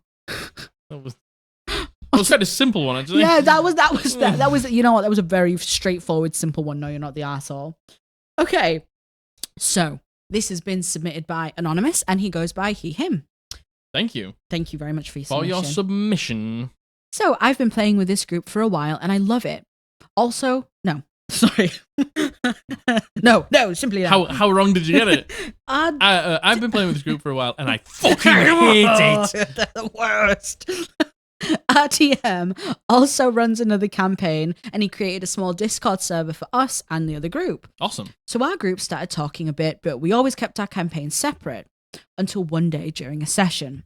We were playing as normal and a member of the other group, let's call them A, asked if they could sit in and listen to us while we play.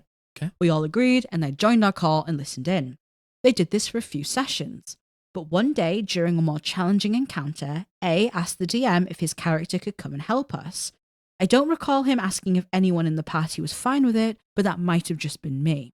I didn't love the idea, but I figured it would be temporary. It wasn't. He's now inserted himself into our campaign, and I don't like it. but no one else in the party seems upset or concerned at all. Keep in mind, A has been pretty nice. They're not a bad person. But am I the arsehole for thinking that they shouldn't have been put in our party, especially since they were in the other? Okay, that's a strange situation. Yeah, that is a strange situation. It's tough, isn't it? Because I guess if they've done absolutely nothing wrong. Yeah. But even if they've done nothing wrong, like, you know, when our first campaign ended and we were like, okay, we think we're going to invite somebody new. Yeah, which Abby. was Abby. Yeah. I ran it past the group. Yeah. And asked if everyone was okay with it. Yeah. You okay? Sorry, my eye has been twitching so much this whole time. Okay. And I thought maybe it's because my eyelash was stuck on my glasses. I don't know. Sorry. So sorry. Continue. It's very strange. You like held it up and then she went like cross-eyed. And I was trying to talk. I'm so sorry. Oh, so continue. Sorry. So, you know, I asked my group if it was okay. Because you get attached to your group and you get attached to, like, the bonds that you make. Yeah. And the bonds that your characters make. No, totally. And, you know, roleplay can be quite a vulnerable thing. Like, you do, like, allow yourself to, like, feel emotions. 100%. You know, open yourself up and tell a story. If anyone feels that, it's me. Yeah, but you know what I mean? So like, when I said, can I be joined? Is everyone okay with that? Obviously, I knew that you were. Yeah, and Matthew and Josh were both like, okay, yeah. And I was like, but she's not just going to join straight away. We had a one-shot in between. Yeah, we had a one-shot in between. Which is like the trial, I suppose. She came and she sat down at the table and she played. Yeah, and, she fit in. After that, Matthew and Josh were both like, fuck yeah. Like, she was a great fit. Let's do it. Yeah, exactly. So then I invited her to like play the actual campaign. Yeah. You know, so we'd made sure everyone was okay with it. Trialed her as a player to make sure she fit with the table, because she might be like Margaret's like best friend, but she might just play differently. Yeah. And that's a problem. Yeah. So I think, no, not really, because there's so many things that you need to take into account before you add a player into your already established campaign. Yeah. Now there is something to be said about the fact that no one else seems to be bothered. Yeah. No one else has said anything. They're a nice person. But, you know, I'm assuming, OP, you haven't said anything. I don't know how obvious you've made it that you aren't fond of the idea. Yeah. But, you know, it could be an unsaid thing that maybe people aren't. But again, that is completely assuming, and you shouldn't do that. No. Although I love to run, skip, jump. Assuming. Do an assumption. But you know what? On the surface, I wanted to say, I think maybe you are a bit of an asshole for thinking that they shouldn't join. Yeah. But taking into account everything you just said, like how much of a process it is, at least for us, introducing a new player. And like we said, like it's your special day every week. You get together to have fun with your friends. Yeah. And even if like you might really like that person. Your special day. It's your special day though, isn't it? Oh, yeah, it is. It's the special day of the week. It is, I agree. We all get excited to play D&D. Yeah. And even if that person might be a really nice person who's done nothing wrong. Totally, totally. They could not be the right fit. Yeah, they might not be a right fit. They might play like a certain way that doesn't fit with your group. Like, I don't know, it might just like disrupt certain character relationships. Yeah, no, I agree. And you know what? Actually thinking about it, right? If we were sat at the table here playing and there was someone watching in, first of all, I would be fine with someone watching in. Totally. Yeah. I would, you know, we're sat filming ourselves for the internet. I would be fine with that. Yeah. But if they then were like, oh, can I join in? You know what? I do actually think part of me would be like, yeah, it's a bit weird. Yeah, I actually think I would. I think it is a bit strange. Yeah, especially if they've shown no interest in doing it before. Yeah. And I think that's a different thing of the player being like, oh, can I join in? To the DM being like, oh, do you want to join in? Yeah. Yeah. I agree. Yeah. I agree. The more I think about this, the more I'm like, I think it is weird. I think it is a bit strange. I don't know if the thing is, right, you're not an asshole. No. The person who wants to join isn't really being an asshole. I don't think even the DM's being an asshole. The DM right? is. I don't know if the Are they being an asshole? I think No, I think that the DM should have taken more steps before this. I totally think there should have I don't been. think it's asshole behavior. No. I think it's just maybe a little reckless. Yeah, and I think, you know what? I think for the first time, right, if that person was like, "Oh, can I join?" That's kind of an awkward question, and some people aren't good at saying no. Yes. And it could have been what on earth? It could have been I don't know what word you're trying to say. It could have been a situation. I went to say precipitation. Okay. Perseration. Is perseration a word?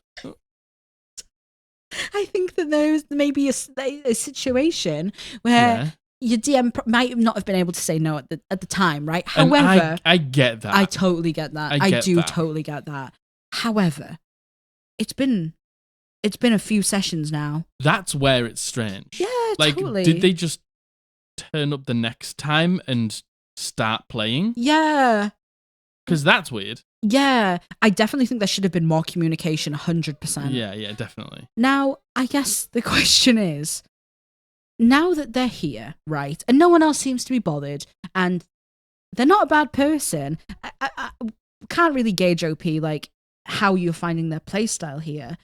If it's not an issue... Yeah, like, if they're a nice person, the playstyle's fine, and everything like that is, like...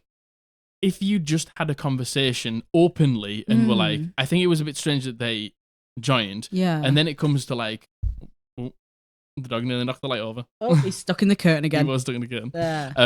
If it comes to that point where it's like, we have a conversation openly, then I'd be happy for them to join because it's been like talked about. Yeah. But is it just, now you don't want them to join... Full stop. Yeah. You know. I think it depends what you really want out of this, right? Do you want this person to not out play? of the campaign? Because if that's the case, I think that's maybe where it would move into arsehole territory. If you didn't want this person to play and no one else has said anything, and everyone seems to be fine with it. Just remember that this is OP's game. Yeah, no, I do totally agree. Like, if OP, that's why you ask, though. Because if OP isn't comfortable with this person joining, then this person doesn't join. Then it doesn't matter, does but it? The thing really? is, you took that choice away from OP by allowing them to join without asking. Yeah. It's tough, isn't it? Yeah, you're right. The thing is, I know you're right. I don't really know how to feel about this one, to be honest. I definitely think that this isn't an advice submission, so but I think you should go to your DM and be like, are they part of the campaign now? Yeah, maybe get like 100%. And maybe just say like, being honest, I would have. I wish you would said something. Yeah, I wish you would asked. And I understand that they sprung it on you in the moment. So yeah. It's not your fault, but yeah.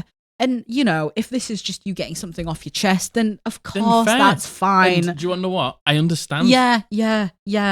But I guess, are you the arsehole for thinking they shouldn't have been put in the party? No, you're not an arsehole for thinking that. But I think if you... I don't really know how to word this. If you're just wanting to create a situation out of this when there isn't one, I think that's the territory. That could be, that is asshole behavior. Yeah. But at the same time... Like, do you just want to say something because you feel like you've been wronged and you don't actually mind the person being here? Because you don't mind them in the group, but you just feel like you've been wronged. Yeah. Then that's a different situation entirely. Is it? Oh. This is OP's game. I know. That's the problem. You know what? I'm struggling to put myself in this situation. I know. I think that's what I'm struggling to do. I think you're right. It's like, if the question gets asked, by the way, I know that it was sudden last time and they're already in the campaign, but are you okay with it? And then you go, oh, actually, yeah, I am. Yeah. It was just nice to have been asked. Yeah. Then there you go. Yeah. But then if that happens and you're like, no, kick them out. It's but then you got to think about why. Is this one of these situations where it's like, I just wish I was invited. I wouldn't have gone, but I wish I was invited. Yeah. Is this a situation where it's like, you wish you would have been asked? You don't mind. Yeah. But you wished you would have been asked, or you do mind? What was the title again? Am I the asshole for... Am I the asshole for thinking they shouldn't have been put in our party, especially since they were in the other party? No. No, You're not. No, that's a very normal feeling. I think. Yeah. So yeah, sorry, I think I'm struggling to put myself in OP's shoes here a little bit. I agree. Yeah. So sorry. So sorry. I mean, we answered the question. True. Yeah, true. You know what? We don't need to problem solve unless you leave an advice submission and you go, right, they haven't left.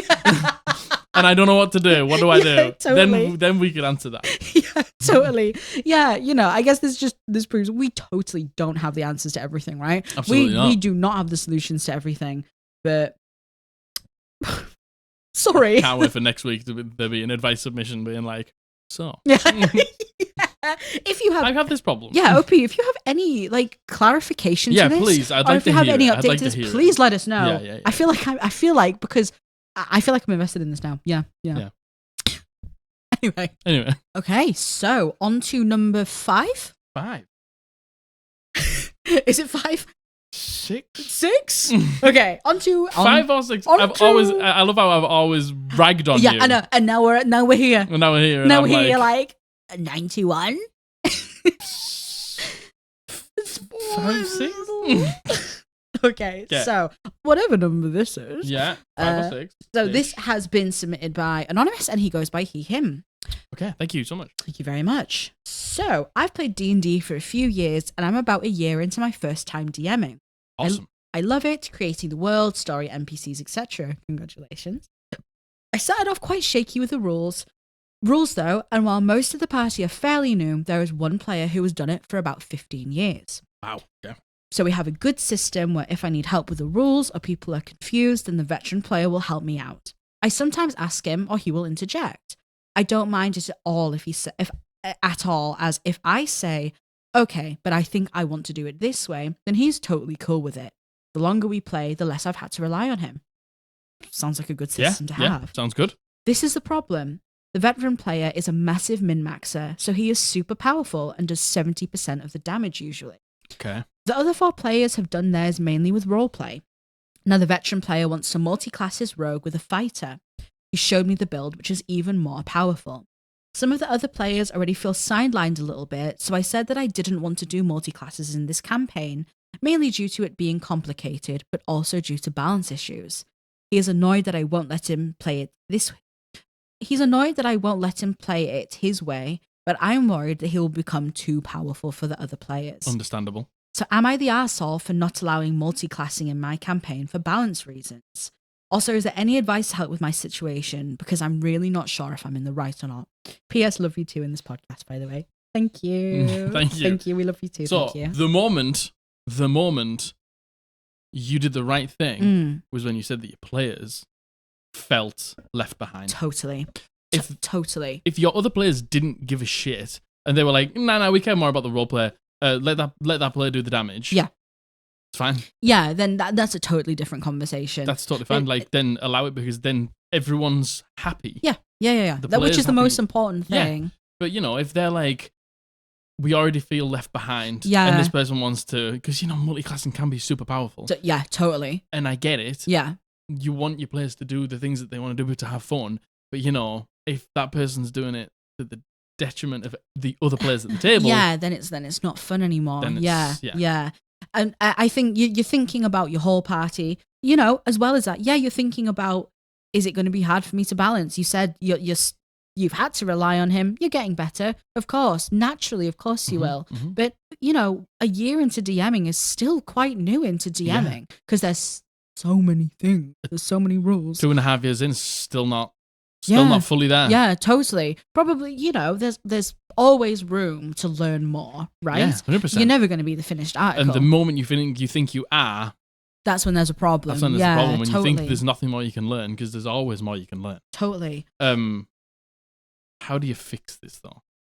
Yeah, how do you go about dealing with this? And I know that this isn't necessarily an advice one, but I mean, OP has said, is there any advice for dealing with this?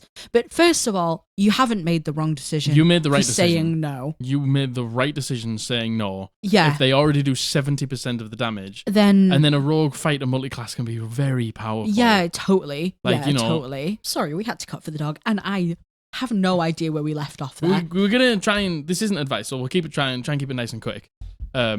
Because you have asked for some, and I do want to give you a little bit. I would just be genuinely honest with this player and say the other players already feel a little left behind in terms of the damage. Yeah. Because you have built your character very well, and you obviously know what you're doing. Yeah. And you do most of the damage. Yeah. Maybe say, not this time, not this campaign. Yeah. But next campaign, I'm more than happy to allow you to do that. Yes. Yeah. Yeah. I think that's a good. But for now, let's just stick with normal.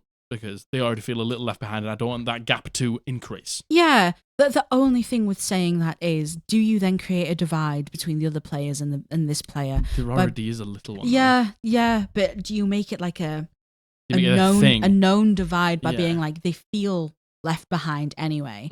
Does that create a divide by saying that? It's up to you, DM. You could be like, I feel like there's a bit of a divide. Totally. Like Instead of saying, and you can say we can both see the divide. There's a bit of a divide between how much you do in comparison to everybody else in combat. Because again, if they're a veteran player, they've been playing for 15 years, they will totally know. Yeah. And I think they know that by wanting to multi-class into a fighter, yes, they know that that's going to be totally OP, right? Fighters are super common multi-class for... Yeah, I think it's one of the most commonly multi-classed that and Warlock. Yeah, because you get so much up front for both. You get the subclass as well with Warlock straight away. Totally. So it's a huge one for Warlock. Yeah. Eldritch Blast. Things like that. Yeah. The Fighter is very common for rogues and barbarians. Yeah. And most martial classes. Yeah. Yeah. So you absolutely totally did the right thing. Yeah. By saying no. You aren't the asshole for saying no. No way. Especially because you know that your players feel like that. Yeah.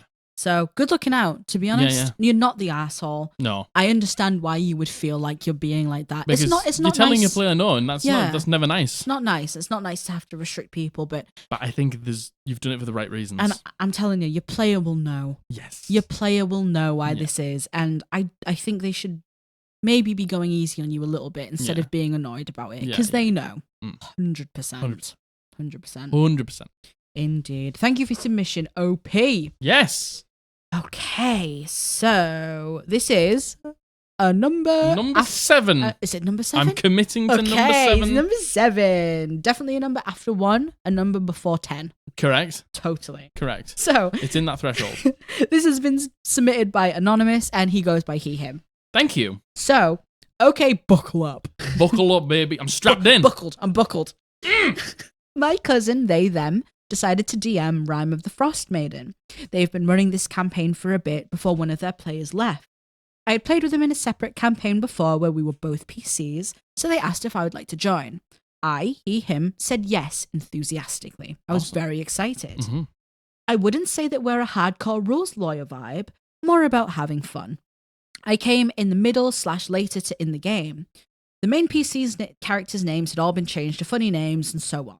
It took me a little while to catch on, and honestly, it seemed to cause only a little bit of confusion here and there.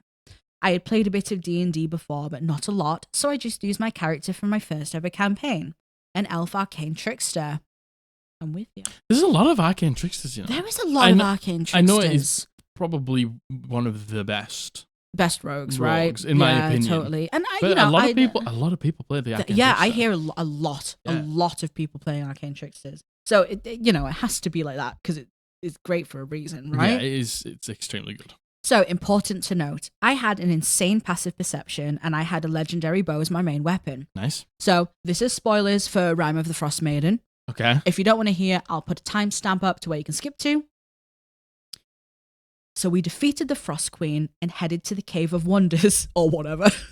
Or whatever.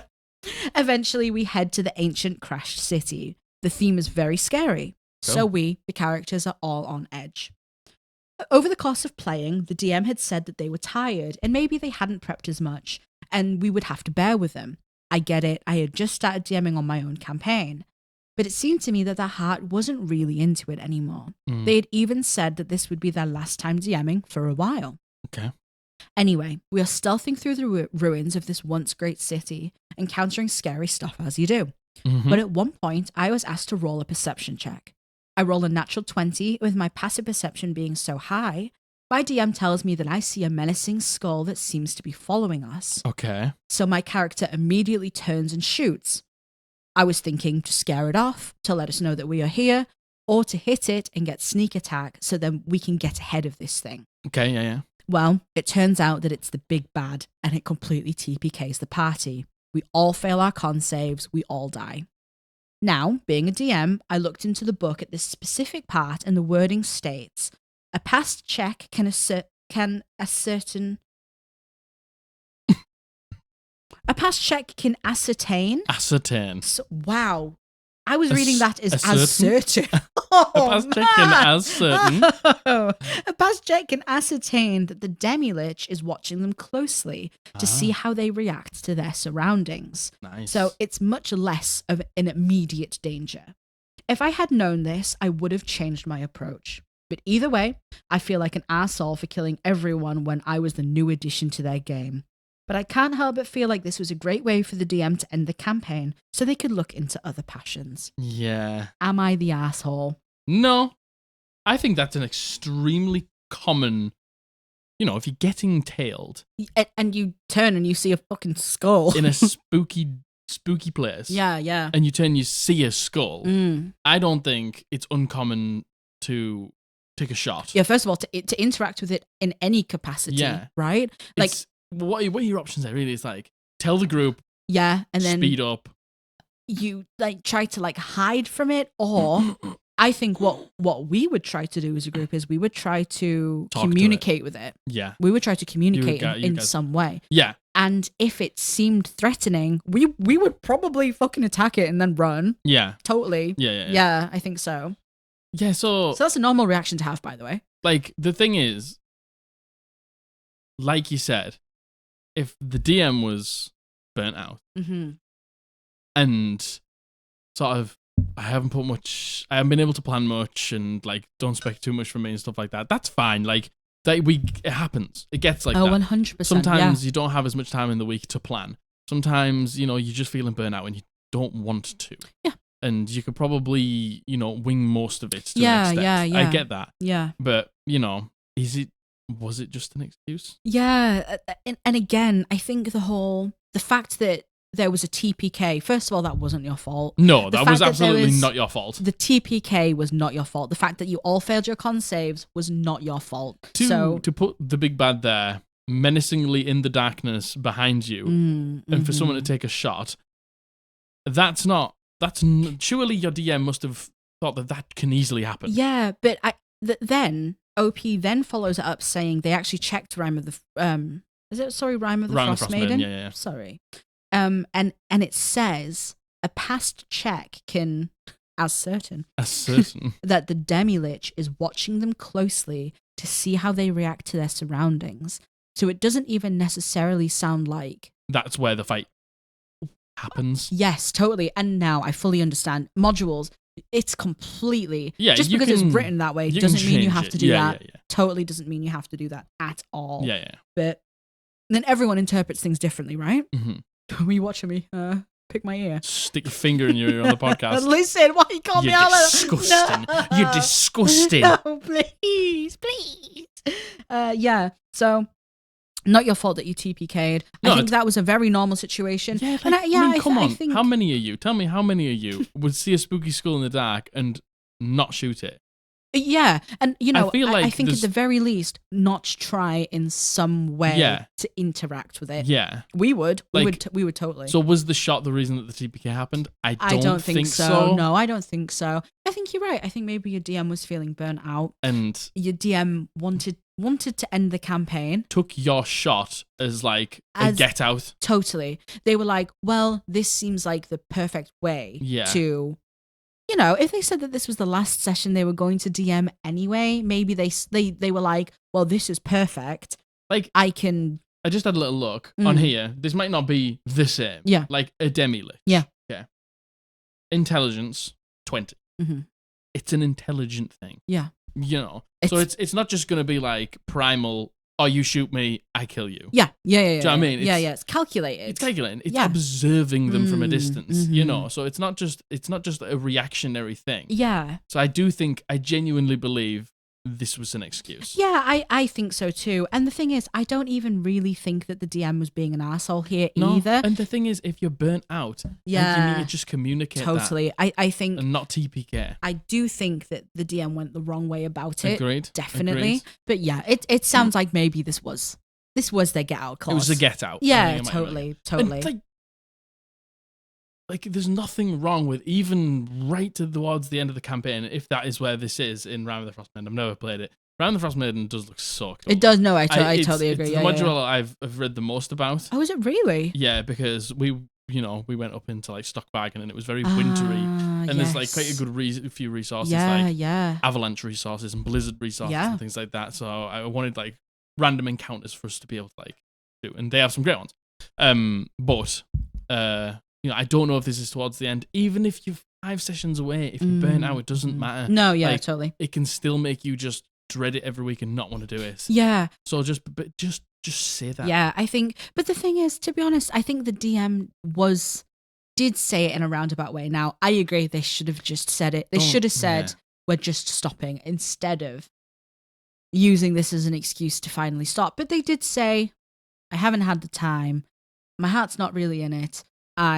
This is going to be the last session I DM for a while. I think all the signs are there. Yeah, I agree. Do I think it should have been more forward? Totally. Mm-hmm. But all the signs are there. And don't take this on yourself. This is totally not your fault. You're not the arsehole. You didn't TPK your party there. I don't think anyone's the arsehole here. No. And I hope you're okay. I hope your DM's okay. I do think TPKing, like, you get attached to the characters. Oh, yeah. You get attached to the bonds you make and the friendships and the journey that you've gone on. Yeah. So to just take that away suddenly is arsehole behaviour. Yeah. But being burnt out isn't arsehole behaviour. No, yeah. I wonder if, like, because the DM said this would be the last one I DM, I wonder if there was, like, something set up for someone else to DM it after, or maybe to put it on hiatus, or like, I again, this is speculation, I don't know. But no, I agree. TPK is very final. It's extremely and it's not a very nice conclusion for your characters. Yes. So yeah, I still don't think anyone's the asshole here, really. But if anyone was, it would be the DM. Yeah, okay. But that doesn't have to be an asshole every time. I think there is. No. No. To me, that is asshole behavior. To me. Yeah, no, it's not like the worst thing I've ever heard, but I do just think saying something is the better solution than doing that. Yes. That's all I'm saying. Yeah, totally. And to answer the question, are the asshole for getting the party killed? No. You're not. Shooting a random scary skull in the dark. No, totally not. Isn't an asshole move. No, it's not. It's not. Your DM should probably understand that's probably gonna happen. That's definitely in the realms of possibility, right? Yeah. As certain. Totally. As certain. Okay, so this is number... Well, how many have you got left? 1, 2, 3. I have 3 left. So this is number 7 then. Right? No idea. This is number 7? No idea. Oh, I idea. couldn't tell you. No idea. This is number. So this has been submitted by LoungingLemur, and she goes by she, her. Thank you very much, Lemur. Hi, Lemur. Hi, Lemur. Okay, so I was looking for a new game and found a 5e one that only had 2 male players and the DM. Awesome. I was allowed to join the game as a rogue. Finally. Oh, they could join as a rogue. Finally, someone's allowed LoungingLemur to be a rogue. There's a lot of personal beliefs. Going on. The rogue. Yeah, there was a lot of behaviour of people not liking rogues in LoungingLemur's universe here. Was it LoungingLemur's? It was LoungingLemur's, both of them. So, as they had already been playing this campaign, I got dropped into the middle of a haunted house where my character met up with the other 2. Love that. Sick. Love that vibe. At first, I thought they were trying to be helpful, as they did things like, when we reached a door, they explained to me that I could check the traps, or they told me to stay behind them while they fought a monster, or they offered me caution that mimics were a thing, and the chest I found could be one, etc., etc. But even though I repeatedly told them I knew how to play D&D, it continued. What started out as, we are being helpful, quickly became, we're talking down to you because you're a girl and thus you can't actually know how to play D&D. Of course, it's a guy. Obviously. You all know that it's a guy's game, Lima, right? get out of here. Fucking hell. It's a man's world. Did you not know? Yeah, it's a man's world and you're coming into the man's world. So Ugh. you just fucking, they're going to help you because they know more than you. You know what? I'm going to put my coat on. I'm out. Yeah, I mean, I'll go. I don't have any right to be here. This is obviously my podcast. Yeah, totally. Because I'm a guy. Totally. And I actually don't know anything about D&D. No, you don't. It's I'm a phony. Don't let him know. But no, yeah. Yeah. I can, do you want to know what? I can just see it. Yeah, just totally. When we finally got out of the haunted house, they were both debating on where to go next. I brought up something that I had found in the haunted house, but both of the players ignored my opinion, which frustrated me. Understandably. I DM'd the DM who told me to trust the players since it was their campaign. But wasn't it supposed to be my campaign too? I was about to say. Yes. You're a player as well, right? We wound up at a church and we were supposed to be talking to a priest, but the other two players found a trapdoor in the floor and wanted to go down. The DM had us all roll, and since I roll extremely well, he gave me hints that something tougher than we were capable of dealing with was down there. Mm-hmm. My character refused to go down there, saying I got the feeling we weren't equipped to handle it, and I just didn't want to just die. I just wanted to get the information from the priest and continue on our journey. We could always come back when we were stronger. Mm-hmm. Again, they ignored me. Then telling me to, and I quote, seduce the priest or something. Because every woman has got to use her sexuality. Totally. That's the only thing. That's the only reason you're here, because you don't know the rules. You are an object. Totally. For men. For men to ogle at and to be used as a weapon. You must understand that that's your only purpose. That's all your word. Right? Come on. Right, guys? Right? Right. Am I right? Shut the fuck up. Why don't you fucking do it? I know what you seduce the fucking priest. Sexy man? Yeah. Oh, I like it. Oh. Since we still needed the information, I went to go to talk to the priest while they pulled the lever to open the trapdoor and went down. They were halfway down the steps. I hope you kick him in. Bam! Bam! Spatter him into the hole. They were halfway down the steps when the trapdoor slammed shut behind them and they were attacked by a werewolf. And it turns out that there was no way to open the trapdoor from the inside. Both the players and the characters were yelling at me to open the trapdoors as they were getting mauled by the werewolf. My character answered, I'm sorry, I can't right now. I'm seducing the priest. Yeah, you did. Fucking yeah, you did. The priest apologized, explaining the werewolf was his daughter and he had to protect her. I replied that I understood completely 100%. And I would be out of his hair as soon as he had told me the information I needed. I've never understood anything more clearly and concisely in my life. 100%.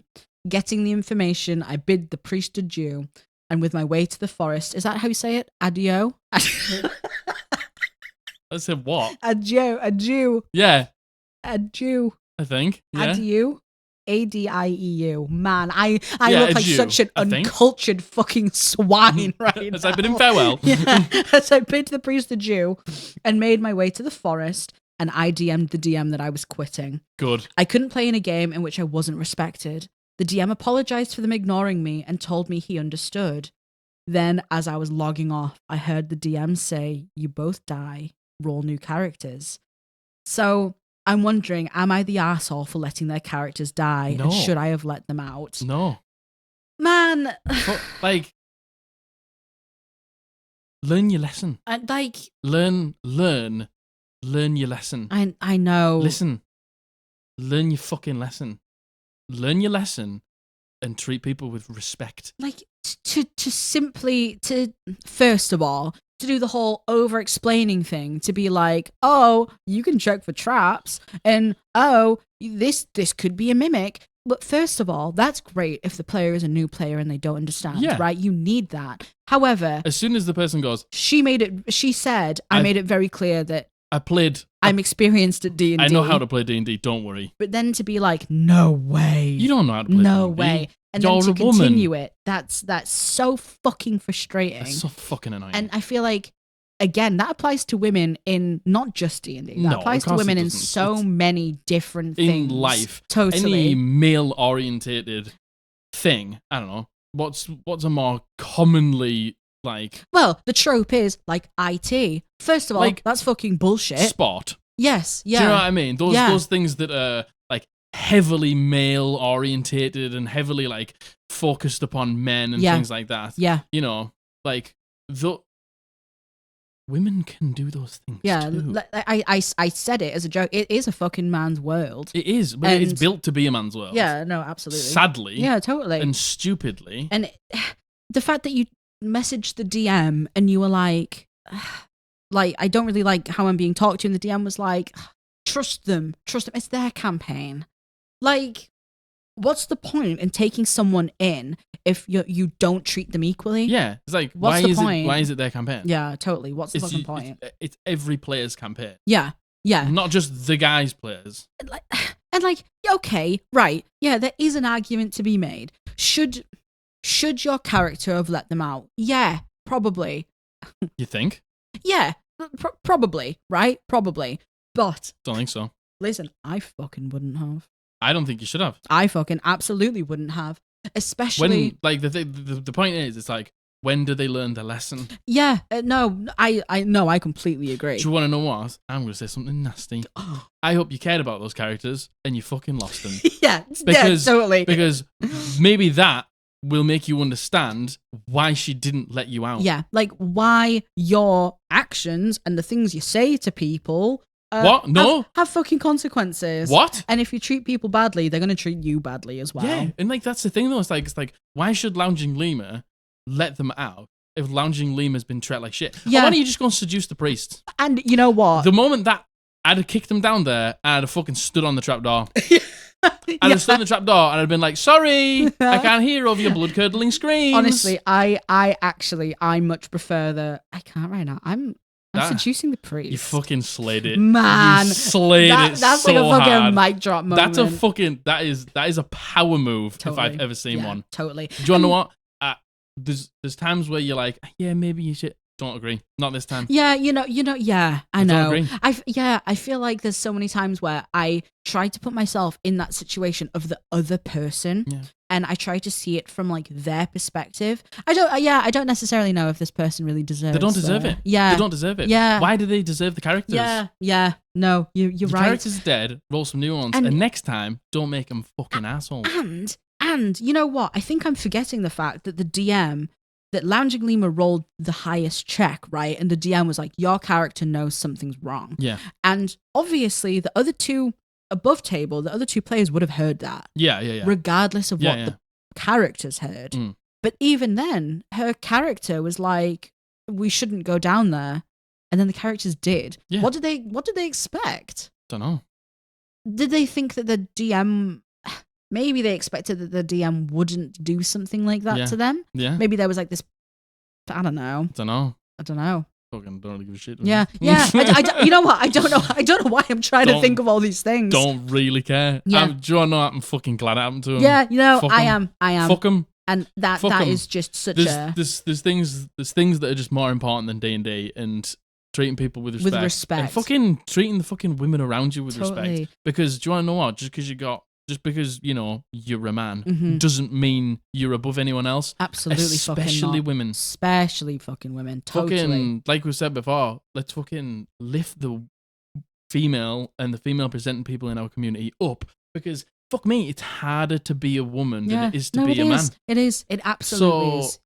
Stop acting like a fucking asshole. Yeah. Just don't reduce the women around you to nothing more than an object 100% that is there for your consumption and your pleasure only. They're not. And something like, it's the whole act of like, oh, you can do this. And it's like the act of like taking someone under your wing and being like, oh, I know better than you. No, don't worry, little dove. I can take care of this. Shut the fuck up. Oh, God. That makes me, I'm going to say it again, cringe my dick off my body. It's gone. It's into the stratosphere. It's left. It's left the conversation. God. And dudes, if you hear that from anyone at your table, give them a fucking wake up call there and then. Go on, give him a slap. Don't get physically violent. Just straight away.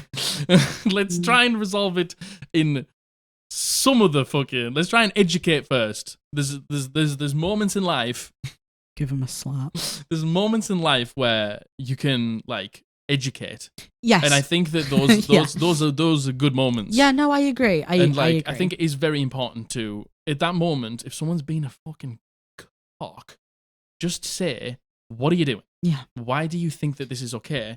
How about we do a Brandon? Yeah. How about we do a Brandon? How about we rub a little bit of Brandon on the situation? Yep. We do a Giga Chad Brandon. We say, what were your intentions? What are your intentions to that? Yeah. Totally. I love that. It's such a great saying. Brandon. Do you know what I mean? Do you know what I mean? Like, if you say your piece and you try and like tell them why it's not okay, and they still don't want to listen, then what fucking then what, like, you know, there's nowhere to go. You've tried your best, but try your best first. Yeah, if you can't do that. Of course. Yeah, I know. Of course. But you're gonna get a smacked bot. Oh yeah. If you're not careful, Mommy's gonna smack your bum. Mummy's going to smack the bottom. Probably like it, the fucking. Yeah, you sick fox. Dirty fox. Okay, yeah. LoungingLemur. Thank you. That is. Yeah, I know, that's the MVP. Isn't Power it, really? gamer move. Totally. That was 100%. unreal. Sorry, I'm too busy to do something. Goodbye. Sorry. And then it's like, I totally understand. Give me what I need. I'll be gone. Your daughter can live her best life. Yeah. She's just had a big meal. Totally fine. See you later. She's just gonna, yeah. Oh, okay, this is number 7. No, I think the last one was number 7. This is number 8. This is number 8. Potentially. Potentially. I do like that none of... You know what? So far, no one's corrected us. Yeah. No one's been like, actually, thank you. Yeah. We appreciate that. Now watch everyone, all the comments. This is where you got this wrong. This is where you got this wrong. So this is a number. So this was sent in by she, her, and I think they go by anonymous because I've only written she, her here. Okay. Well, if we read a name further on, yes, totally, we will correct that. Totally. And if in editing I realize that there's a name, I will of course put the name in. Yeah. So I was playing a game a few years ago, and it still makes me so sad the way it all went down, and I need to know, am I the bad guy? This is a bit of a longer one, but it's a good one. Mm-hmm. So we started playing a game. I don't know. Sorry, yes. Obviously, she means they play a game of D&D. In session 0. Come on, Margaret. In session 0, they told us... Just twist it. Just boggle. Yeah, just Sudoku. They told us that the setting was set just after a zombie apocalypse, so we should build characters for that environment. I rolled up a grave cleric who was a pacifist, and my husband had a paladin, and we also had a bard and a ranger, and the ranger was BFFs with the DM, which I'm assuming means best friend forever. That's cute. I think it is. I think that's exactly what it means. Later, another player joined as a rogue. The DM had lots of say over our backstories and forced my character to be from a military that moved across the setting, dealing with necromancers and undead outbreaks. I did not really want to be in the military, but I was a new player, so I just went with it, shifting how I was playing to lean more into the lawful military aspect of my backstory, try and fit his vision. The setting had completely changed by the time we were playing. The apocalypse had been moved to centuries ago, and the setting was essentially just a normal D&D world. I'm moving my head so much, and I am hitting my glasses off this pop socket so much. Pop socket? What did I say? It's a pop socket. Pop socket. What is it? A pop shield? Pop shield. Sorry. Oh, sorry. Don't sue me. We had spent some time investigating a zombie outbreak and discovered it was the leader of the town who was responsible. I tried to take him into custody to take him back to my seniors. I went to the toilet in real life. They also said Lou, so I think she's British. And while I was there, the ranger and the rogue burnt off the face of this guy with acid. So okay. So that feminine urge to burn off a guy's face with acid. Do you know what? I'm surprised LoungingLemur didn't do the same thing. So then I spent almost all my spell slots trying to heal him. We had questioned him and discovered he was meeting a necromancer, so we went to the meeting place. While I was casting a ritual of 10 minutes, the ranger cut the guy's head off. No roll from the DM, and I was not allowed to stop him. He was just dead. Okay. Once we returned to the military, I told them what had happened, and the player got really, really angry. I said it would make sense for me to report back and that such actions should really have consequences. I hate to say that I was kind of in the "that's what my character would do" mindset. He was so angry and he accused me of trying to control him. It all went downhill from here. We were sent to investigate an orc outbreak, investigating a manor for an in-game day, but it was probably months in real life. I took a crippled orc hostage as I noticed that they were all brainwashed. I broke the brainwashing and tried to get info from the orc on what was going on in the exchange for helping him. The player frequently tried to kill the orc that I was helping and complained that I was trying to take over the game. Eventually, we left the place we were investigating. On the way home, we were attacked by wolves. Sorry, I don't know why that made me laugh. That's not funny.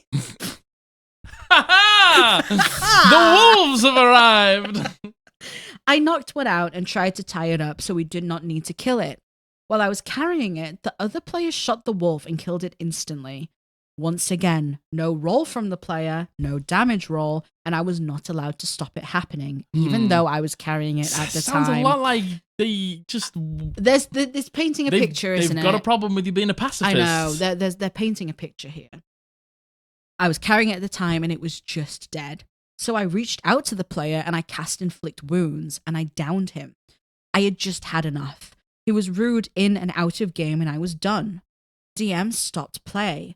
Then the ranger said that I was too controlling and then just started a barrage of personal insults. And the DM said that I can't attack other characters. If the scene had been allowed to continue, I was going to heal him to more life than he started with, by the way, because Grave Cleric, and then had a talk regarding not harming things, but it never got that far. The session eventually picked up, and I was effectively silent. When I got home, I apologized for my actions via a messaging app and tried to explain myself. But I also said that I was not the only one at fault and that I felt like I was being victimized.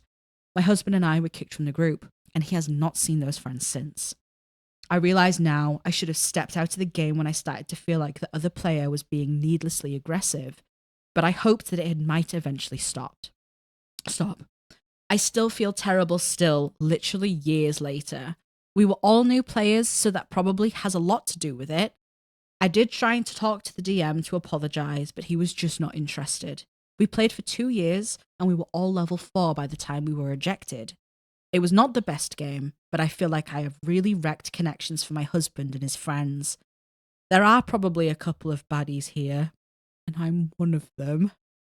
And there's a sad face at the end. Oh, dear. Oh, dear. Also, why are you only level 4 for 2 years? You know what, Jack? I fucking knew you were going to say that. Just a side note. I know that's not the fucking point. No, I know. That is the slowest leveling progression. That is pretty slow leveling. Every 6 months you can level up. Yeah, that is pretty slow. It's extremely slow. Again, people do play it differently, but no, that's not the point. That's not the point. The point is, you're not a baddie. No, you're not. I don't think so. You're not a baddie. Look, I think like listen, you're a baddie, but you're not a baddie. Let me tell you, I have done something similar.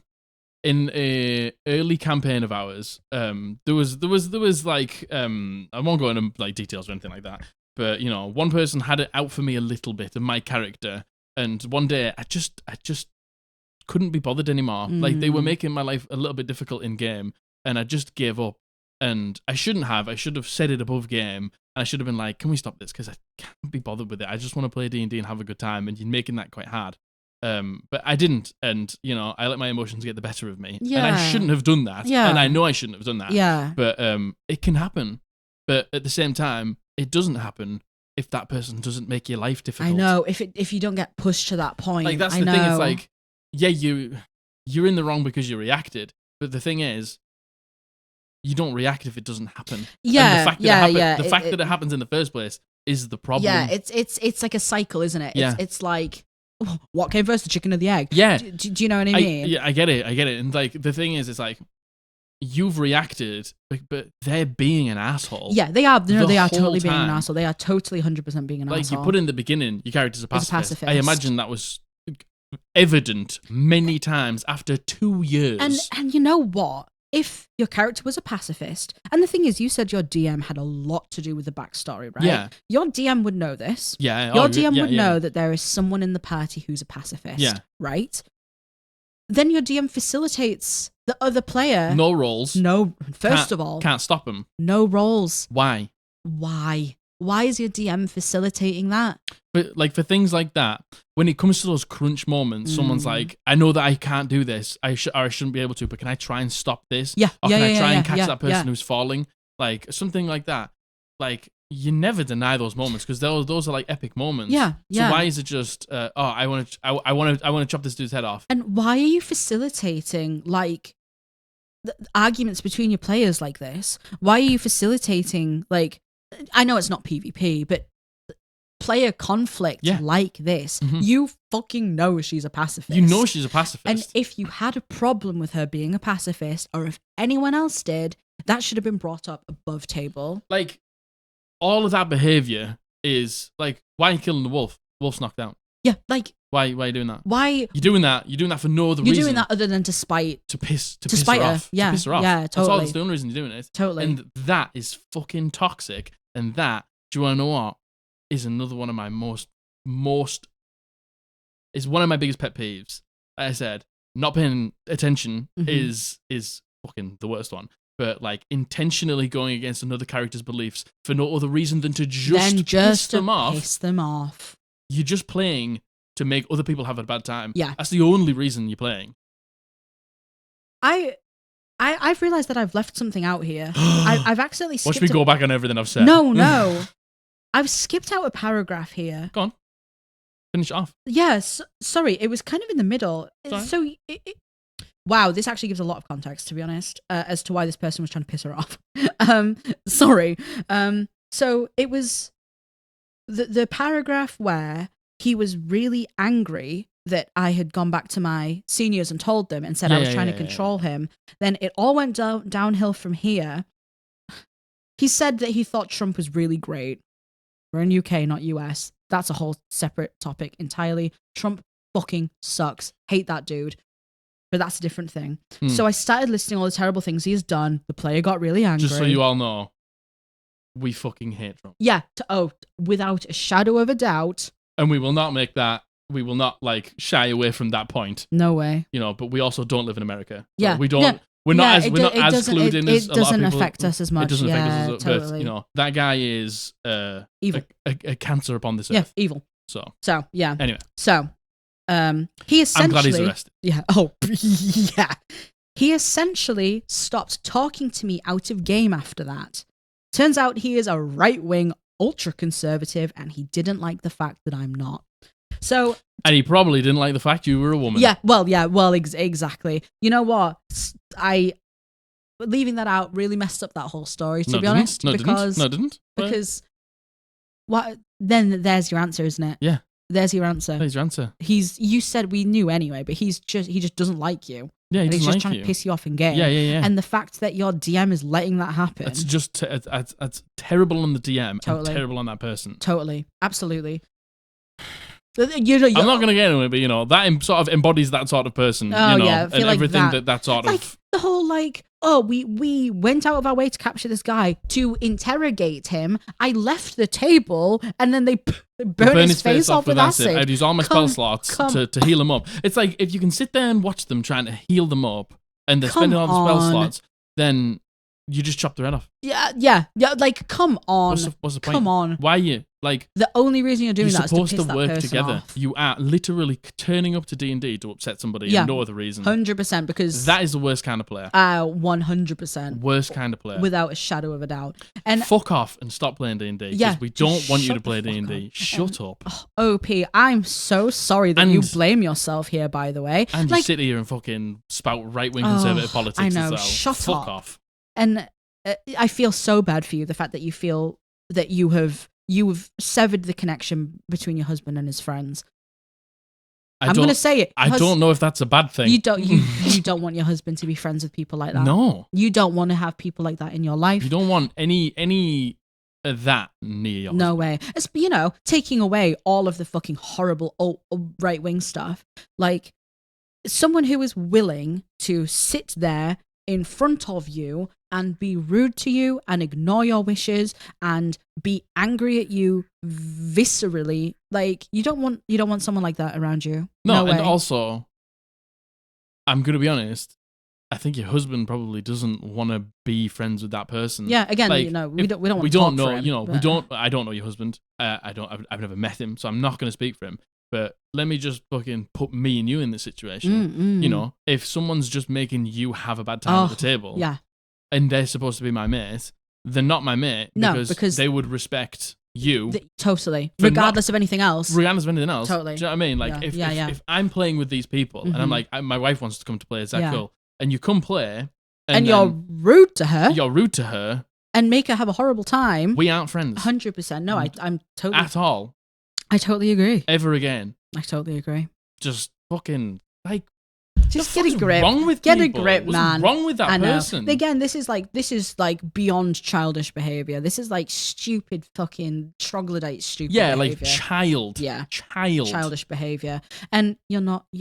I know. No. I know that PvP is frowned upon in the game. I totally get that. But what was the difference between you doing that to that player, right? And then them doing that to you? They're intentionally like stopping your plans and what you're doing. How's that any different? They're ruining your game. Do you know what I don't like? It's like, chop that guy's head off. No roll. Yeah. DM didn't say anything. Yeah.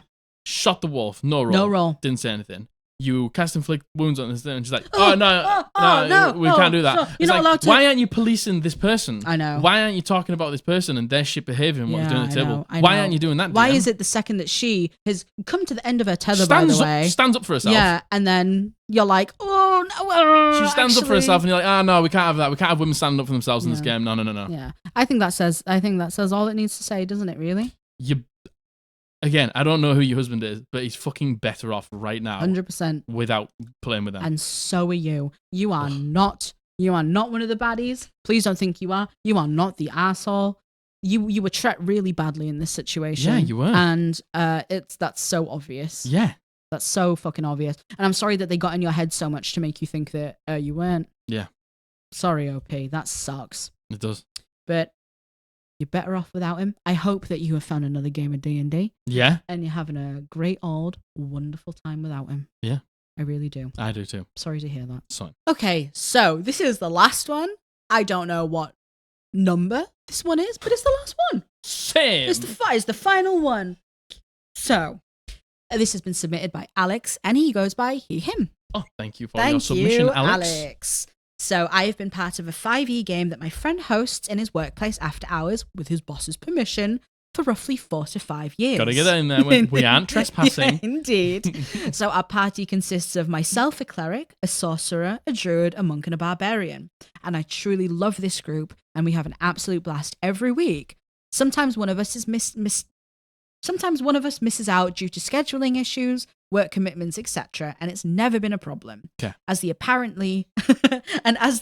only sensible person at the table and the appointed party dad, I've also ended up somehow as the treasurer and note taker. Very good. That's a lot of responsibilities. This honestly doesn't bother me too much, as I like to be able to keep track of everything anyways. And as part of this, our DM's one and only solid rule is keep track of your own shit, which we all agreed to, but this is where my issues start to come to light. No one else at the table seems to take any other form of notes. So if we split the party, I am expected to keep track of what the other characters pick up, even though I'm not there in-game. Okay. I make it a habit. Habit. Oh, listen, we're coming to the end, and this one brain cell's petering out. It's been on the treadmill for too long. Yeah, it has. It needs a rest. I make it a habit to regularly redistribute the loot fairly amongst the group, and even post it in our chat where everyone should add to their inventory. And sometimes it seems that a few of them don't pay any attention to this, which becomes apparent in-game when someone says, when did we get this much money? Or, how many of these do I have? Or, how much money do I have? and I will refer to the previous messages about how much they should have in their inventory, roughly. Okay. It sounds like a mess. It sounds like no one's keeping track like of their a own fucking shit. real mess. It has recently started to become increasingly frustrating that they aren't recording their own inventory and they're expecting me to do it for them, even though I voiced that it's not my responsibility to keep track of what everyone has once I've divided it up. The most recent session, I was not able to attend due to having to work the evening shift. It bummed me out a bit, but I shook it off as we all miss sessions from time to time, and it's only a game after all. But after this specific session, I've reached my boiling point. I finished work to open up my phone to a plethora of messages asking me to take this and that money out of a group fund. A group fund that we do not have, clearly indicating that only one other person, the sorcerer, has been recording their inventory. So I flicked back through my notes, found pages where I had scribbled math for loot divisions up to a certain point, added my share to the sheet, and I spoke to the DM. He agreed that everyone should have roughly the same amount of money as I do, and it's pretty much on par what the sorcerer had been recording. Right. I decided to post in the chat the amount that everyone should be having on their sheets and stating there is no group fund and that it is not my responsibility to keep track of everyone's individual inventories, and that from now on, any items and money will be divided up at the end of the session, and that once I have done that, if they fail to record it, it's not my fault. But am I doing the right thing? Yes. Alex! Oh my God, yes. Alex, yes you are. Yes. Yes, you absolutely totally are. Having a group pot's fine. Yeah. No, having somebody who's the treasurer is fine. Yes, totally. But, like, if the crack is that one person divides it up and gives it all out... And then no one's keeping track of it. All you got to do is write that number on your page. Simply write the number. Listen, we have a group fund, just basically. Do you? Like, it's not like a formal... Are you... Is Alex talking about you? I didn't know this. we have a group fund basically where any money we get we split, and then any items we buy we all split equally. Yeah. So it's like, you know what? It would probably be easier if we had a group fund. It would probably be easier if you had a group fund. Instead of us going, oh, you take this, you've got this much, and you've got this much, and you've got this much. But we split the money evenly. Yeah. Anything even if it's we a magic buy, item for you and nobody else is going to benefit, we'll all you all split the money because it's going to benefit the party. Exactly. So, exactly. And you might as well have a group fund. And you know what? Yeah, sometimes it is hard keeping track of the money. Sometimes it is. Sometimes it is, but the thing is, right, if somebody's literally doing it for you then and you still can't get it right, yeah, that's nothing but laziness. Yeah, well, Matthew keeps track of pretty much all the money for us. He splits it up. He tells us the number. We write the number down. Matthew splits it all up. Yeah, and then he says, "You've got this much. You've got this much. You've got this." Exactly. And when you buy it, we went to the shop in yesterday's session. Yeah, and you bought a fucking load of stuff. Matthew added it all up and said, "Split it all up for us. This is how much you all need to pay." Yep. Take that away from how much you've got. Yep. Did it all for us. And like, the thing is, no one is losing out apart from the people who aren't recording the stuff. Yeah. Right. Like, oh yeah, taking out the group fund. You 2 minutes ago. What group fund? What are you talking about? We don't have a group fund. Like, the only people... Take that out of the group fund. We gave you the money last session. DM, put it on the tab. Put it on the tab. Put it on the tab.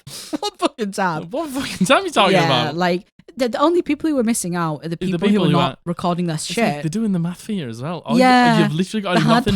You got to do nothing but write the number down. And listen, like, it's hard when you're the appointed note taker, right? Yeah. You know what? Abby also takes notes. Yeah, you and Abby take notes. Me and Abby, we equally take notes together. Yeah. I naturally take more because... You just like to write lots of notes. I can't help it. I just do. Yeah. I take notes about everything and anything because that's just who I am. Yeah. But I understand to have the pressure of being the group note taker, but that doesn't mean you should have to deal with tracking everyone's shit. No, constantly. Being the note taker doesn't mean you take people's money. Yeah, and it would be different if you were happy to do it. Yeah, it would be different if you offered. The thing is, it sounds like you were happy to do it until they text you and you weren't there saying, "I'll take out the group fund."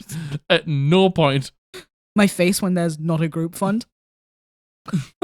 At no point have we ever mentioned a group fund. Yeah. Oh my goodness and gracious then, me. Like it doesn't sound like a lot of work, but having to pull your notes out and go back over all the notes. That is a lot of work. I can't take notes. I've tried to take notes and I can't do it. Oh, I love it. I know you do. And you're very good at it, and you take you take very concise notes. I've tried to be the note taker, and I can't do it. Oh. I just stop listening because I'm too busy trying to write. Yeah. And I don't like that. I like to pay attention. Yeah, no, of course. That's a non-issue. But if I was like, here, you have 1,000 gold, you sure as hell would write it down. Like, it's all I've got to do. It's only to your detriment. Is write 1000 on my page. I don't know if I can be asked to do that. This brain cell can't handle that today. Can you just do that? Yeah, can we just put it in the group fund? Put it in the group fund. Yeah, Alex, you have the group fund. Listen, you're totally not in the wrong. No. And the thing is, this is just a silly thing that hopefully they'll just keep track of their own shit. And you know what? You've been playing for 4 to 5 years. Yeah. You love the group. You have a great time. That's all that sounds matters. like it's still a great group. Yeah, totally. Regardless of any of that. A nice, easy one to finish on. Yeah, totally. You know what? End it on a little bit of a lighthearted note, right? So yeah, these kind of really weren't true. Am I the assholes? Are they? Like, I think there was a few in there that were. Yeah, like. And there was a few in there that I think were. They're a good mix between Am I the Asshole, just horror stories, and as long as you guys enjoy it and you're entertained, that's all that matters. And I hope that even though it wasn't an advice thing, if you're listening and you submitted, maybe you got something from it. Yeah. If you're in a similar situation to these people, maybe you got something from it too. Yeah. That's all that matters. Yeah, that's all that matters. Yeah. And if you liked it, hit the like button. Oh my God. If you liked it enough, subscribe potentially. It's free. Doesn't cost any money. I know you thought it did. Subscriptions normally do. Yeah, the group, but you can use the group fund. Yeah, use the group fund. Get the group fund going. Anyone got a group fund? Group fund. Anyone got a group fund to group subscribe to the Eldritch Podblast? We don't need it. You don't need it. It's free. If you liked it enough, subscribe. Yeah. Leave the video a like because it does actually really help out. Comment down below with any of your opinions on these Am I the Assholes? Please or if do. you've got any stories to tell, or if you just want to let us know that you enjoyed the video, please comment down below. And there is a little bell down there. If you turn the bell on, you will be notified when we upload a new video. Yes, you we upload will. On a Monday and a Thursday. Yeah, and just so you know when it goes live. And we also have watch parties now. There's One's currently going on a watch party happening in this right room now. behind me. So join our Discord if you would like to. That's going to be in the description. And I would like to have the final say, actually. Oh, please, by all means. They're not real. It's a lie. Of course they're not real. They were never real. That's going to be a deep cut. See you next week. If you made it to the end of the video, now you know that the space buns aren't real. Bye. Bye.